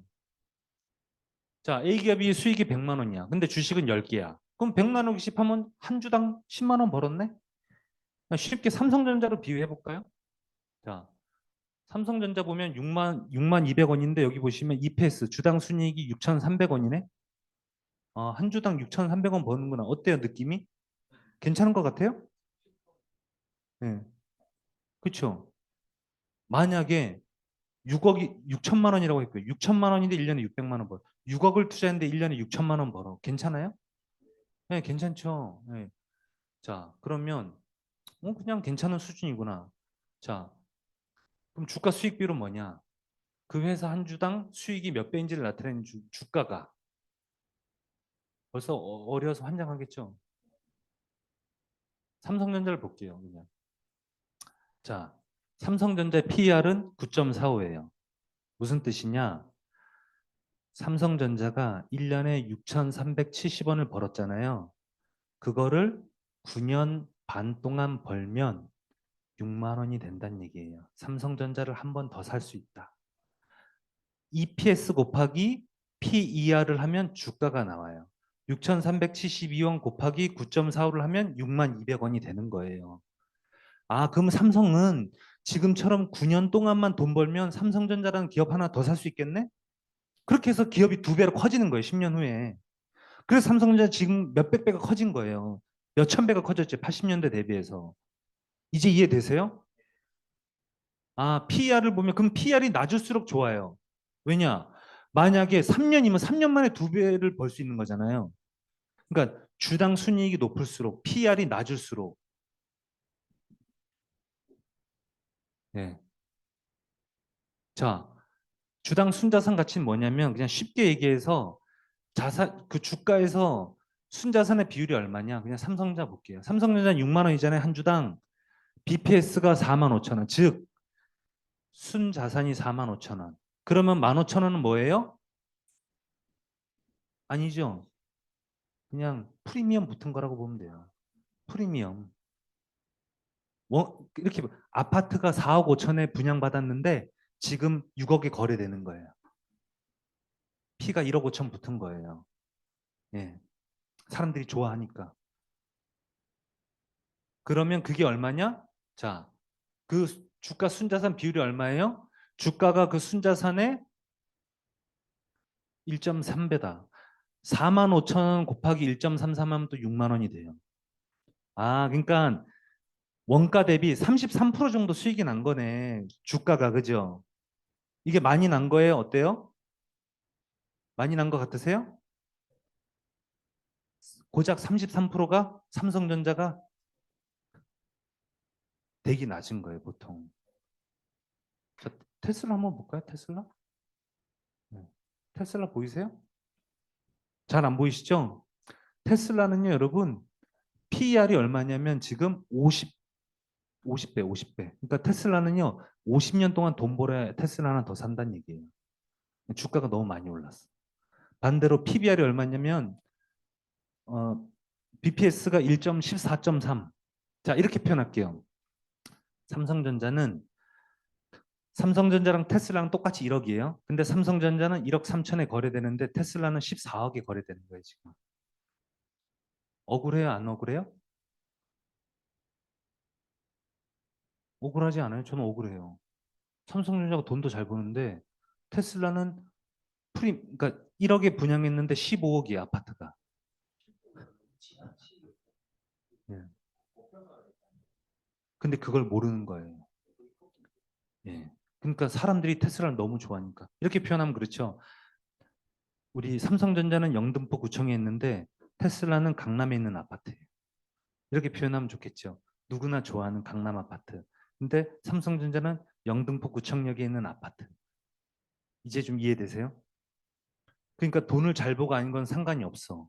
사람들이 좋아하느냐. 만약에 삼성전자가 미국에 있는 기업이었으면 6만 원이 아니라 한 20만 원 되지 않았을까요? 되게 억울해 저는. 어렵죠? 근데 이것도 모르고 주식하면 돼요? 이거 가장 기본이에요. 딱 보면 알아야 돼. 근데 또 여기에 오류에 빠져도 안 돼요. 저것만 보면은 고평가됐네? 근데 테슬라는 또 더 올라. 그러니까 여러 가지 소프트웨어, 하드웨어적인 측면을 다 공부해야 되니까 대시 안 해. 이렇게 되는 거죠. 모르면 하지 말아야 돼요. 자, 그래서 이제 마지막입니다. 예. 그럼 도대체 뭘 해? 뭘 해요? 펀드 투자 한번 해보자. 예. 저는 증권사의 펀드 투자 강사예요. 예. 펀드 들어보셨어요? 펀드 투자는 뭐냐면 5가지 올바른 투자 원칙을 지킬 수 있는 가장 정확한 방법이라고 저 스스로 결론을 내렸어요. 왜냐? 펀드는 대부분 우량 기업에 투자하고 분산돼 있거든요. 펀드는 기금이에요. 거기 안에 기업을 한 100개 사요, 골고루. 돈이 많으니까. 그리고 장기적으로 보고 또 적립식으로 적금처럼 넣으면 되고 전문가한테 맡기는 거잖아요. 이거거든요. 자, 그러면 펀드가 뭔지 한번 알아보자고요. 직접 투자 왜 하면 안 되냐? 여러분 정보력 있어요? 저보다 정보력 좋아요? 여러분 분석력 있어요? 여러분 시간 많아요? 알바하기도 지금 바쁜데 그죠? 그래서 개미들은 항상 진다. 워렌 버핏 할아버지가 주식 투자의 정의를 내린 적이 있어요. 주식 투자는 인내심 없는 개미로부터 인내심 강한 투자자에게 돈을 넘겨주는 시스템이래요. 워렌 버핏 할아버지가 만든 주식의 정의예요. 아, 진짜. 그래서 워렌 버핏 할아버지가 인내심이 강하니까 그 할아버지한테 돈이 간 거잖아요. 코카콜라를 60년 동안 투자했다니까. 지금 90살 넘었잖아요, 그 할아버지가. 코카콜라를 20대 투자해서 지금도 갖고 있잖아. 네. 코카콜라를 언제 샀는지 아세요? 코카콜라를 4.19 혁명 전에 샀어요. 50년대. 6.25 전쟁 직후에 샀어. 근데 지금도 갖고 있는 거예요. 미치겠지, 그죠? 복리는 그 할아버지처럼 하는 거예요. 네. 직접 투자는 요트를 몰고 내가 태평양 나가는 거예요. 날씨가 좋으면 상관없는데 태풍 오면 어떡해? 우리 가끔 가다가 이렇게 북에서도 어선이 표류하고 넘어오시잖아요. 그분들 막 살아서 넘어오면 대단하다 그러잖아요. 그죠? 예. 근데 그렇게 내가 요트를 직접적으로 태평양까지 몰고 나갈 정도 여러분이 능력이 되냐는 거예요. 위기 대응 능력이. 그냥 우리는 항공모함 타자 아니면 그 우리 그 한 400m 되는 여기 막 블라디보스토크랑 이렇게 해서 오는 동유럽 크루즈 같은 것도 있잖아요. 그런 거 타면 되잖아. 돈 내고 가서 그냥 즐기면 돼요, 그냥. 그 펀드는 여러분이 돈을 내면 그거를 이 운용을 하는 사람이 열심히 굴려서 여러분들에게 돌려줍니다. 그 사람이 자기 월급도 받고 자기가 월급을 많이 받으려고 열심히 해요. 왜냐하면 돈이 많으면 많이 받거든요. 비율대로 받기 때문에. 그러니까 펀드 매니저를 우리가 신뢰하는 이유는 펀드 매니저가 나를 위해서 돈을 빌려주는 게 아니라 자기가 성공하려고 열심히 하는 거예요. 왜냐? 생각해 보세요. 만약에 펀드 투자가 보통 1% 정도 받거든요, 월급을. 자, 1년 동안 100억에 1% 얼마예요, 형제님? 100억에 1%? 1억. 100억에 1%. 자, 그러면 1조에 1% 얼마예요? 100억. 그러면 100억짜리 펀드를 운용을 잘해서 수익을 많이 내면 사람들이 몰리면 1조 원 낼 수 있죠. 그러면 연봉이 1억에서 100억으로 늘어나요. 제가 아는 매니저는 36살인데 연봉이 40억이에요. 제가 친한 매니저인데 연봉이 40억이에요. 대단한 애예요. 왜? 근데 자기가 운용 수익을 잘하니까 근데 반대로 운용 못하잖아요. 그 자금이 쑥 빠져요. 그러니까 운용을 잘하냐 못하냐 따질 필요가 없어요. 밥도 안 먹고 이래요. 맨날 여기 위장병 앓고 있어요. 하버드 나왔는데. 미국에서 대학 나왔거든요. 하버드 나왔어요. 그 연봉 40억 하지. 되게 똑똑해요. 대신 이제 너무 일상이 없어요. 거의 일만 하니까. 왜냐면 미국에 깨 있는 시간에 자기는 일해야 되니까 낮에는 또 한국에서 일해야 되고. 예. 근데 그렇게 그럼 1년 바싹 하고 은퇴하면 되지 않냐? 근데 그게 아니에요. 그럼 여러분 유재석 분 왜 은퇴하라고 얘기 안 해요? 사람이 그게 쉽지 않아요. 그렇죠? 내가 살던 습관이 있기 때문에 그리고 내가 사는 환경이 내가 막상 그렇게 연봉이 30억 됐다고 해서 1년만 벌고 은퇴하지 그게 안 된다고요. 그러면 유재석은 왜 은퇴 안 해? 강호동은 왜 은퇴 안 해? 1년에 7, 80억씩 벌 텐데. 그렇잖아요. 그죠? 그러니까 펀드 매니저를 우리가 믿는다는 것은 그 사람의 도덕성 이런 것도 중요하겠지만 전문성이에요. 자, 그게 자산운용사예요. 펀드를 만든 회사예요. 농심이란 얘기예요. 펀드는 새우깡, 증권사랑 은행은 이마트랑 편의점이란 얘기예요. 그래서 제가 상담할 때 펀드 하세요? 네. 어느 펀드 하세요? 저 신한은행 펀드 하는데요. 그 얘기는 저한테 이렇게 들려요. 저 이마트 새우깡 사 먹었는데요. 그게 맞아요? 이마트 새우깡이라는 게 있어요? 농심 새우깡이잖아. 이마트에서 산 거지. 그러니까 그런 사람은 펀드를 잘못하고 있는 거예요. 제조사와 판매사를 혼용하고 있는 거잖아. 펀드를 제대로 안 배워서 그런 거예요.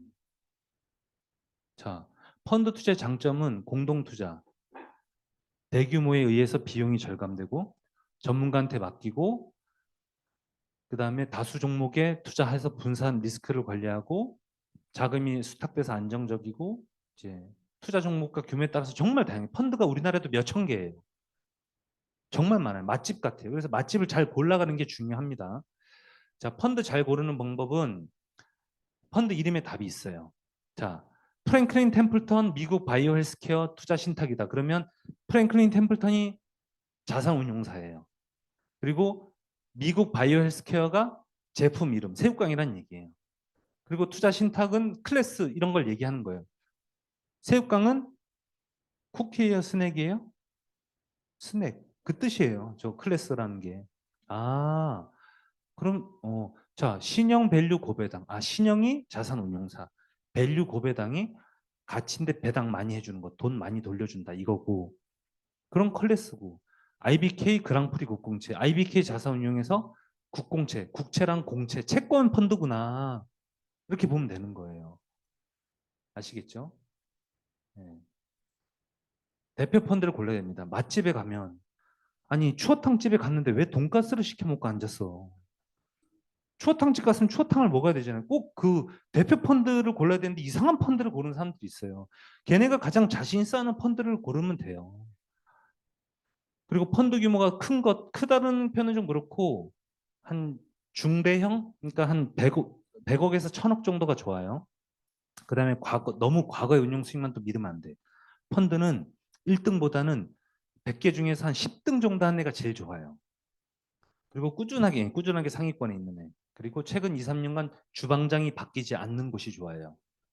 예. 이제 5분 정도 남았으니까 조금만 이제 참으시면 됩니다. 예. 자, 펀드 투자할 때 여러분이 자기 스스로 성향을 알아야 돼요.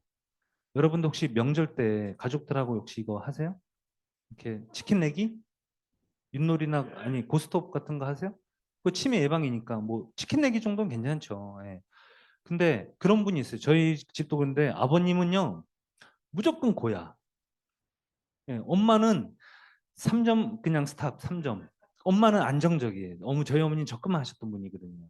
아버지는 좀 사업을 하시니까 막 그렇게 한 성향이 있는 것 같아요. 자기 성향대로 포트폴리오를 구성하면 되는 거예요. 내가 좀 공격적이면 공격적으로, 나는 수비적이면 수비적으로, 중립적이면 중립적으로 주식 채권 섞어서 하면 된단 말이에요. 아시겠죠?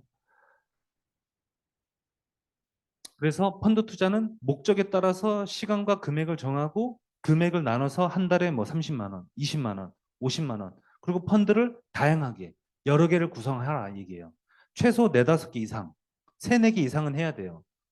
아까 얘기했잖아요. 한국 펀드만 하면 2%밖에 안 된다 그랬잖아요. 미국 펀드도 하고 유럽 펀드도 하고 중국 아시아 펀드도 하고 저기 베트남 뭐 인도 이런 데도 하고 해야 될 거 아니에요. 그러려면 한두 개는 안 되죠. 4-5개는 쪼개야지. 전 세계 골고루 나눠서 하려면. 자, 이제 마지막 오늘 하이라이트예요. 자, 그럼 실제 펀드 한번 알아볼게요. 이거 제가 잘 얘기 안 해주는 건데 오늘 여러분들과 함께 합니다. 자, 펀드 이름 읽어볼게요. SF 플러스 글로벌 리치투게더 증권 자투자 신탁 1호 주식 AE. 자, 이제는 펀드 읽는 법 배웠잖아. 맨 앞에 있는 게 뭐라고요? 농심. 농심이라 그랬잖아요. SF 플러스가 농심 새우깡. 자, SF 플러스가 농심이고 글로벌 리치 투게더가 새우깡이란 얘기예요. 그다음에 증권 자투자 신탁이 영어로 하면 펀드예요. 아, SF 플러스에서 만든 글로벌 펀드구나 그냥. 농심 새우깡 스낵이구나. 여러분 글로벌 리치 투게더 자 뒤에 나오는데 먼저 이 펀드를 보면은 자 2015년 8월에 태어났는데 지금 설정액이 700억 정도 돼요. 그러니까 딱 중형 펀드 좋아요. 자 기준가가 1,576원인데 무슨 얘기냐? 펀드는요 태어날 때 1,000원에서 태어났는데 지금 1,576원 된 거예요. 즉 580원 수익이 났어요. 7로 나누면 얼마냐? 연평균 8% 정도 수익 났어요. 연평균 8%면 괜찮아요? 자매님? 괜찮아요? 네, 그래서 저는 추천하는 거예요. 아, 1,000원이었는데 7년 만에 1,580원 정도 됐으니까 괜찮네. 자, 근데 이제 글로벌 리치 투게더를 보세요. 글로벌 부자와 함께. 자, 여러분 마인드 컨트롤 해보세요. 난 지금부터 글로벌 부자야. 여러분이 글로벌 부자면 이제 투자를 하기로 했어. 나이키에 투자하실래요? 프로스펙스에 투자하실래요? 예. 테슬라에 투자하실래요? 쌍용 자동차에 투자하실래요? 왜? 글로벌 부자가 쌍용을 알까? 그죠? 그러니까 글로벌 부자의 마인드로 보자는 얘기예요. 아, 그러면 그런 종목들이겠네. 자, 실제로 펀드 종목을 보자고요. 그래서 펀드는 한 종목, 그 한 펀드 안에 특정한 종목을 10% 이상 비중을 가져갈 수가 없어요. 보통 50개에서 100개 정도 되는데 가장 비중이 높아야 9%, 10%예요. 보통은 2, 3%란 말이에요. 자, 그러면 1등이 어디예요? 3.7%. 비중이 가장 높은 게 3.7%예요. 알파벳 어디예요? 알파벳 영어 교재 판매하는 회사죠? 영어 테이프 아니에요? 예, 대표님 정답. 구글이랑 유튜브. 구글 유튜브가 알파벳이에요. 삼성 그룹 회사 이름이 알파벳이고 계열사가 구글 유튜브가 있는 거예요. 자, 두 번째가 뭐예요? 애플. 세 번째가 페이스북, 인스타 그렇죠? 네 번째가 LVMH. LVMH는 어디에 또? LVMH 들어봤어요? LV 자매님 LV 하면 생각나는 거? 그렇죠. 정답. 루이비통 모에 테네시 그룹이에요. 루이비통 그룹 회장이 세계 1등인 거 아세요? 예. 세계 1위 부자가 지금 워렌 버핏도 아니고 빌 게이츠도 아니고 제프 베조스도 아니고 일론 머스크 테슬라 회장도 아니라 LVMH 회장이 1위 됐어요. 올해. 예. 왜 그러냐? 이 회사가 계열사가 70개가 넘어요. 명품 회사가. 한번 볼까요? 자, 루이비통 있고 모에 샹동, 샴페인 그 있잖아요. 돈페리뇽이라는 헤네시 위스키, 디올, 펜디, 도나카란, 에밀리오 푸치, 지방시, 겐조. 지방시가 오드리 헵번 할머니가 평생 입으신 거잖아요. 벨루티, 마크 제이콥스, 셀린느, 태그 호이어 시계 아세요? 제일 호날두가 차는 거 제일 비싼 시계. 제니스, 위블로 시계, 쇼멧, 불가리, 로로피아나, 티파니 앤 코. 결혼하실 때 형제님이 티파니 반지로 청혼하시겠죠. 파스텔색, 그죠?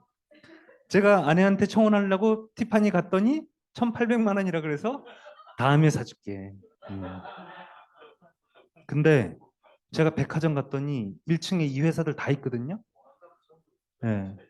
줄을 엄청 섰더라고요. 저는 그분들 보면서 그랬어요. 여러분 너무 감사합니다. 여러분 덕분에 제가 부자가 되고 있습니다. 예. 그리고 저 사람들한테 그런 생각은 해요. 저 사람들 LVMH 주식은 갖고 있나? 그죠? 아르노 회장이 이 회장이 옛날에 재산이 6천억밖에 안 됐어요. 6천억 밖에라고 하면 그렇지만 어차피 재벌이니까. 근데 여러분 300배가 늘었어. 300배. 아니 500배, 500배. 여러분 1억이 500배 되면 500억이잖아요. 그것도 너무 어려운데 이미 6천억이 된 사람이 거기서 또 500배가 오르는 게 말이 돼요? 300조. 그거 누가 보태줬어요? 우리나라 사람이 한 100조 보태줬을 거예요. 제가 볼 때.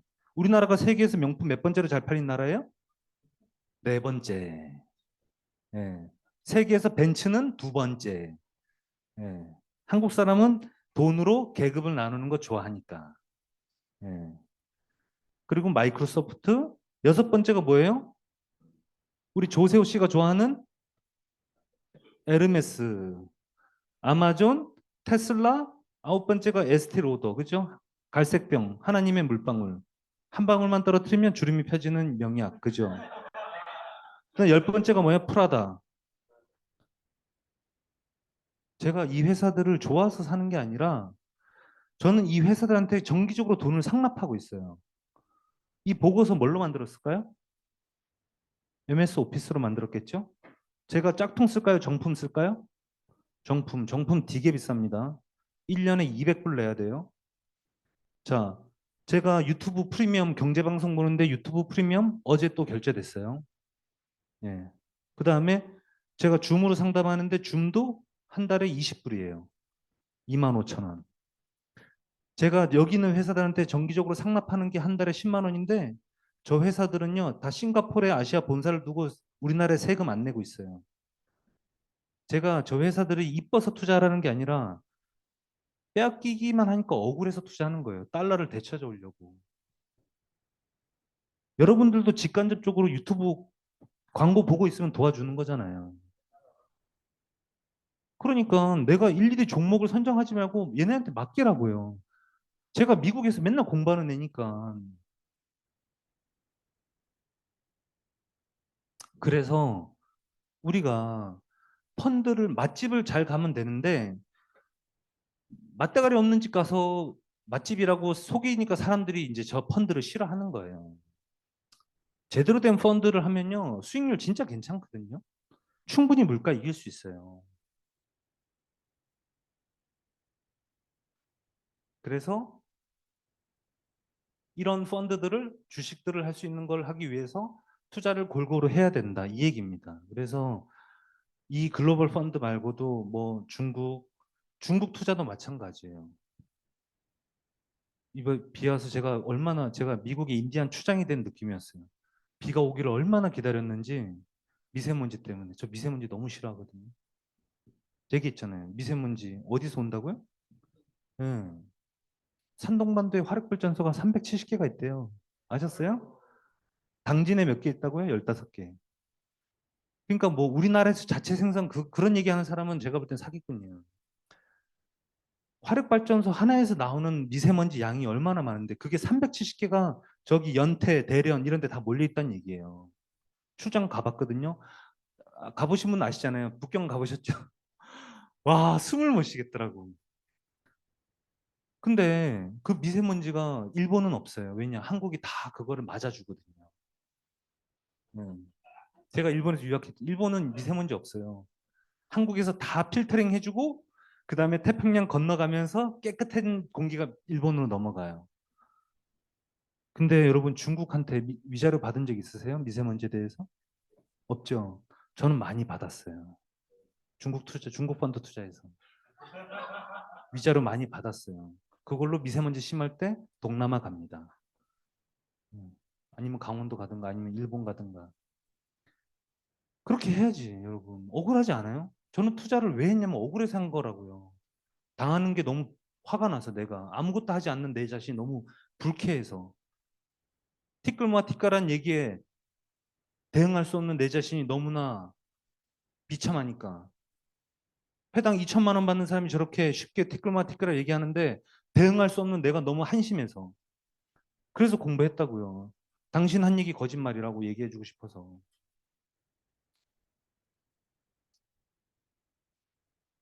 이거는 넘어갈게요. 여러분은 이거랑 상관없어. 일반 성도들은 많이 하는데 ELS 같은 거는 웬만하면 안 하시는 게 좋을 것 같고요. 그다음에 ETF 마찬가지인데 ETF도 요즘 많이 들어가서 상장지수 펀드라고 들어보셨을 거예요. ETF는 주식을 소규모로 쪼개서 그거를 그룹으로 만들어서 또 주식으로 만든 거예요. 그러니까 2차 전지, 뭐 배터리, 뭐 인공지능, 뭐 바이오 헬스 이런 식으로 그 특정한 분야에 해당되는 기업들의 주식을 쪼개서 만든 거예요. 근데 이게 이제 좀 표현을 제가 그냥 쉽게 해드릴게요. 이거보다 쉬운 게 없을 것 같아요. 주식은 직접 요리를 하는 거라 그랬죠, 제가. 펀드 투자는 미쉐린처럼 맛집을 가는 겁니다. 맛집을 잘 고르면 돼요. 그럼 ETF는 뭘까요? 밀키트입니다. 밀키트. 그러니까 이거는 요리를 하는 것도 아니고 안 하는 것도 아니고 이거는 그런 거죠. 같기도 하고 안 하는 것 같기도 하고. 그러니까 ETF도 좋아요. 그러나 제가 생각하기에는 먼저 맛집을 가서 충분히 맛있는 거 먹어보고 아 뭐가 맛있는지 그러면 그 맛집에서 만든 밀키트가 있을 거예요. 저도 이연복 씨가 만든 그 짬뽕 먹어봤거든요. 괜찮더라고요 밀키트. 그렇게 해보면서 그 다음에 마지막엔 요리를 해보는 거예요 직접. 제가 지난 시간에 또 요리하는 거 취미라 그랬잖아요. 저도 요리를 처음부터 못했지만 지금은 나름 수준급으로 해요. 그러니까 시간이 걸리는데 여러분이 갑자기 주식을 한 것보다 이렇게 순차적으로 하면 좋지 않을까 이렇게 생각합니다. 예. 자, 그래서 이제 오늘 강의는 이제 끝나고요.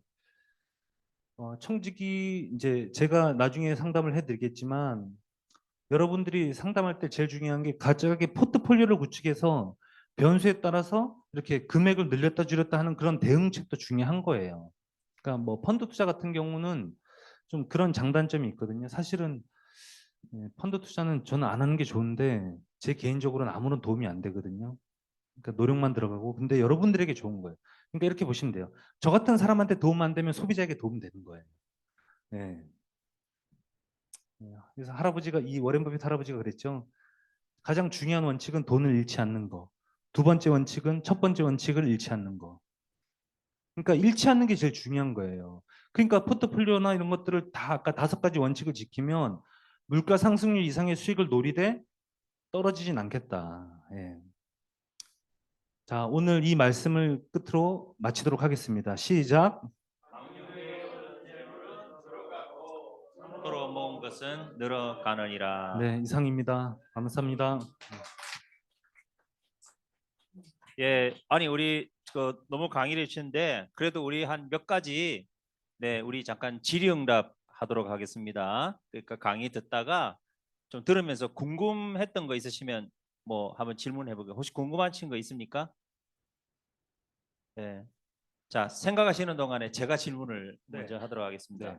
지난 시간에 우리가 연금에 대해서 네. 배웠잖아요. 네. 그런데 이제 연금은 어떤 그 노후의 기초보장. 네. 그러니까 이제 뭐 국민연금은 국가에서 하는 그거고, 네. 그 다음에 뭐 은퇴연금, 그 다음에 이제 연금저축펀드. 그거는 이제 개인이 하는 건데 그 펀드를 결합한 거지 않습니까? 근데 오늘 이제 그 저축과 투자하면서 주식이나 이런 걸 했어요. 네.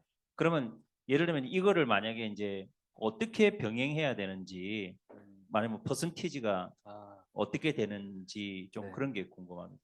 이제 연령에 따라 다른데 이제 은퇴 자금은 제가 순행이라고 표현했잖아요. 근데 이제 30살 정도 되면 고등학교 1학년 한 3월쯤 된 거예요.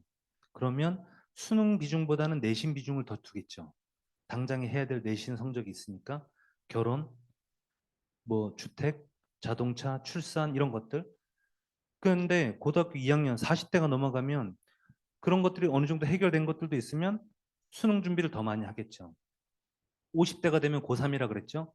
그러면 이미 고3만 되면 내신 버리고 수능에 올인하잖아요. 똑같아요. 연령에 따라 다른데 그래서 평균적으로 저는 이제 얘기하겠지만 30살 정도 되면 은퇴 자금은 내가 개인적으로 넣는 거, 국민연금, 퇴직연금 말고 내 월급에서 내는 거는 소득의 10%에서 한 최대 15% 정도. 그러니까 40살, 그러면 30살 때부터 네. 연금도 시작을 해야 되는 거예요? 그럼 아까 얘기했잖아요. 30살이 돈이 많아요? 유일하게 가진 무기가 제가 뭐라 그랬죠? 저보다 많은 무기? 시간. 연금은 시간이 쌓일 때 복리 효과가 나온다 그랬잖아요. 그러면 이렇게 표현하면 됩니다. 만약에 30살짜리 청년이 한 달에 20만 원 하는 게 제가 한 달에 50만 원 하는 것보다 유리해요. 네. 저랑 띠동갑이니까. 이해되시죠? 그러니까 그리고 내가 원하는 수능 점수에 따라 다르겠죠. 나는 수능을 만점 받고 싶어. 그러면 밤새 공부해야죠. 하루에 3시간 자고. 근데 저는 수능 반만 맞는 게 목표인데요. 그러면은 그만큼만 하면 되죠. 근데 저는 그때도 얘기했지만 우리가 내가 살고 다른 사람도 도울 정도 되려면 좀 수능 잘 봐야지 않을까. 저는 한옥 호텔 짓고 싶다 그랬잖아요. 그러려면 은퇴 자금을 엄청나게 살벌하게 넣어요, 저는. 저는 제 소득의 한 25% 정도 넣고 있어요, 지금. 네. 빨리 은퇴하고 싶어요. 저는 좀 힘들어서 이제 너무 힘들어서 은퇴 빨리 하고 싶어요. 그래서 그냥 한옥 학교 들어가서 호텔 짓고 카페도 하고 싶고. 근데 그거는 망해도 돼야 돼요. 망해도 돈이 계속 들어와야 돼요. 그 개념으로 가야 됩니다. 네. 아니 그러면은 이제 아까 지금 그 연금 쪽하고 네. 지금 이제 그 투자 펀드 네. 자, 그 그러면 비율이 어느 정도? 싱글 같은 경우 만약에 내가 소득을 벌어들인다. 그냥 일반 취업해서 한 달에 뭐 200만 원, 250만 원 번다 그러면 제가 싱글들은 특별한 일이 없으면 100만 원 저축해야 돼요. 예, 월급의 반. 혹은 최소 100만 원 이상. 예, 내가 연로한 부모를 모시고 살지 않는 이상은. 근데 어 연봉이 한 300 이상, 400, 월급이 300, 400 이상 된다 그러면 150, 200 저축해야죠. 최소 50%. 근데 자취를 해서 월세가 나가면 한 40%까지 용인해 주고요. 부모님한테 얹혀 살면은 60% 저축도 해야죠. 70%까지 하는 친구들도 있고. 심지어 어떤 친구는 통신비도 아빠가 내줘. 그러면 70% 저축해야죠. 예, 관리비도 안 내고 전기세도 안 내고 가스비도 안 내고 통신비까지 아빠가 내줘. 심지어는 보험료도 내주셔요, 부모님이.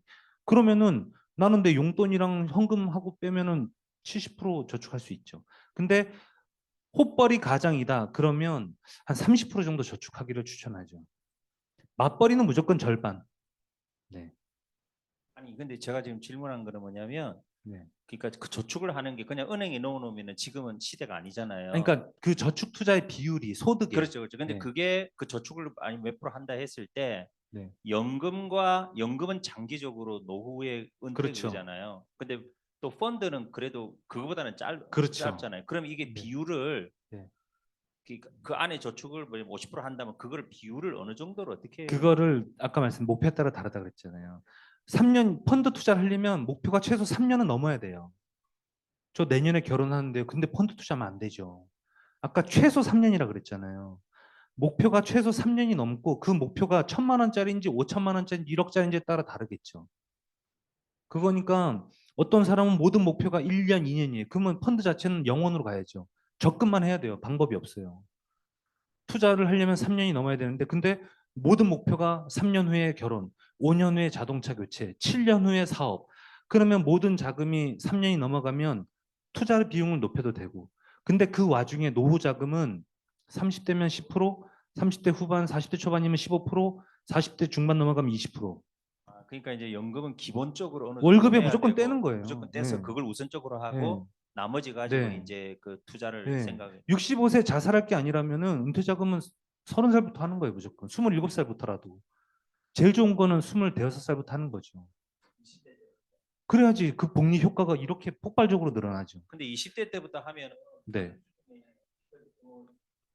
그러니까 그렇게 하니까 취업을 해서 정상적인 경제 활동이 시작되는 순간부터 해야 된다는 얘기죠. 네. 그러면 얼마나 많은 비용을 세이브할 수 있냐고요. 네. 혹시 또 딴 분 질문 듣다 보면은 네. 여러분 궁금한 거 얼마든지. 네, 잠깐 이 마이크. 네. 왜냐하면 지금 듣는 분들 계시니까. 네. 간단하게 오늘 펀드를 좀 봤는데 네. 그러면 펀드 이제 저희가 처음이잖아요. 네. 펀드를 어떻게 투자해야 되고 아, 네, 그 뭐 금액을 금액은 뭐 저희가 투자하는 거지. 네. 펀드 투자는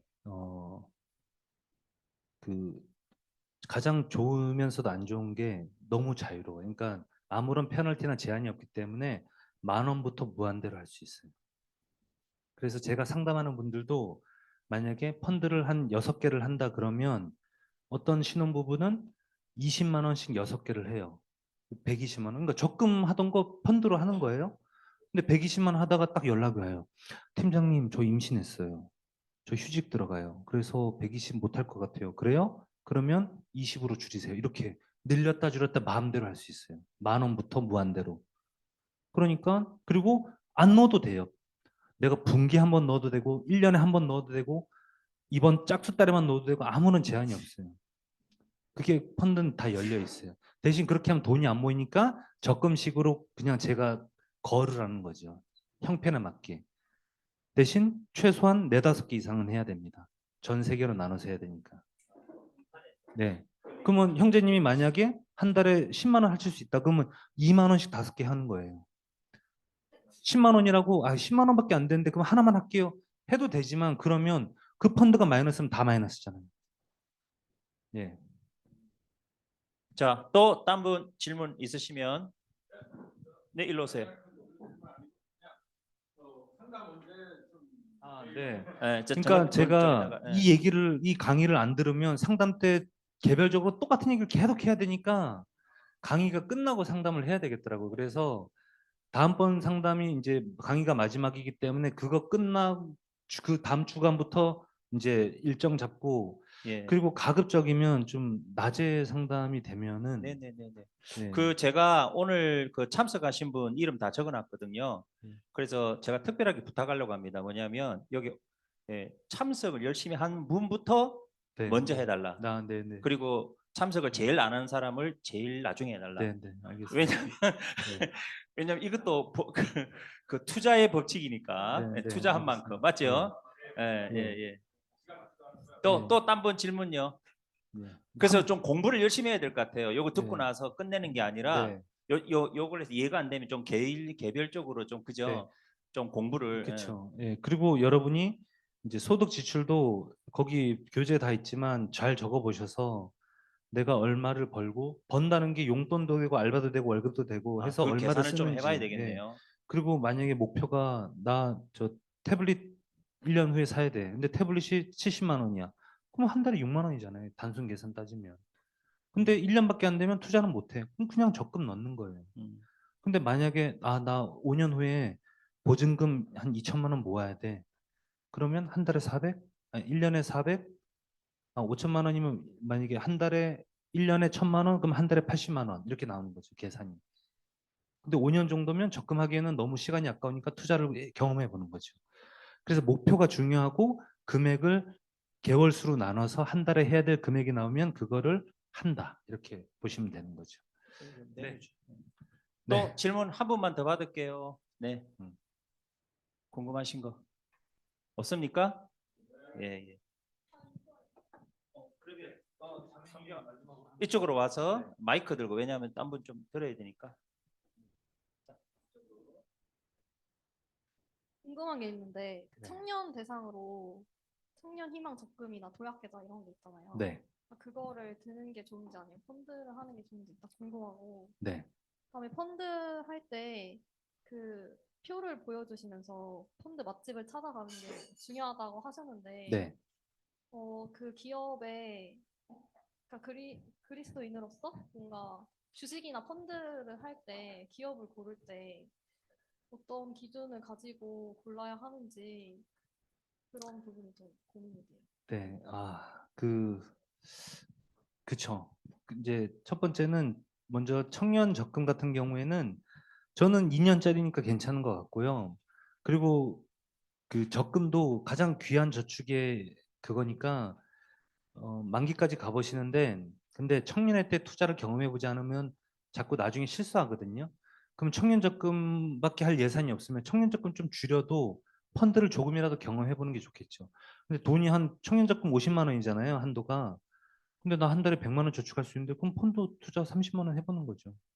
그리고 기업을 고르는 거는 사실상 그거는 펀드 매니저가 고르는 거기 때문에 우리한테 그거를 개별적으로 구할 수는 없지만 사실은 이제 주식시장에 상장되어 있다는 것 자체는 우리가 통상적으로 인정하는 국가라는 시스템에서 인정된 기업이기 때문에 물론 거기에서 이제 막 그런 뭐 무슨 뭐 그런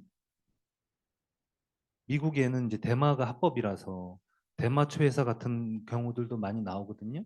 그런 거는 좀 의도적으로 피하기도 하고 그리고 한국에서는 아직 해외 펀드라 그래도 미국 사람이 운영하는 게 아니라 한국 사람이 미국 기업을 고르는 거기 때문에 그런 거는 좀 그래도 많이 하진 않아요, 지금. 아직은. 그러니까 사실 그것까지 하면은 끝이 없긴 하거든요. 예, 예, 그렇죠. 그리고 그런 문제가 있는 회사는 다 상장이 다 멈추거나 거래가 중지가 되기도 해요. 네, 그래서 그거는 국가의 시스템을 좀 믿고 예, 해야 될 것 같습니다. 네.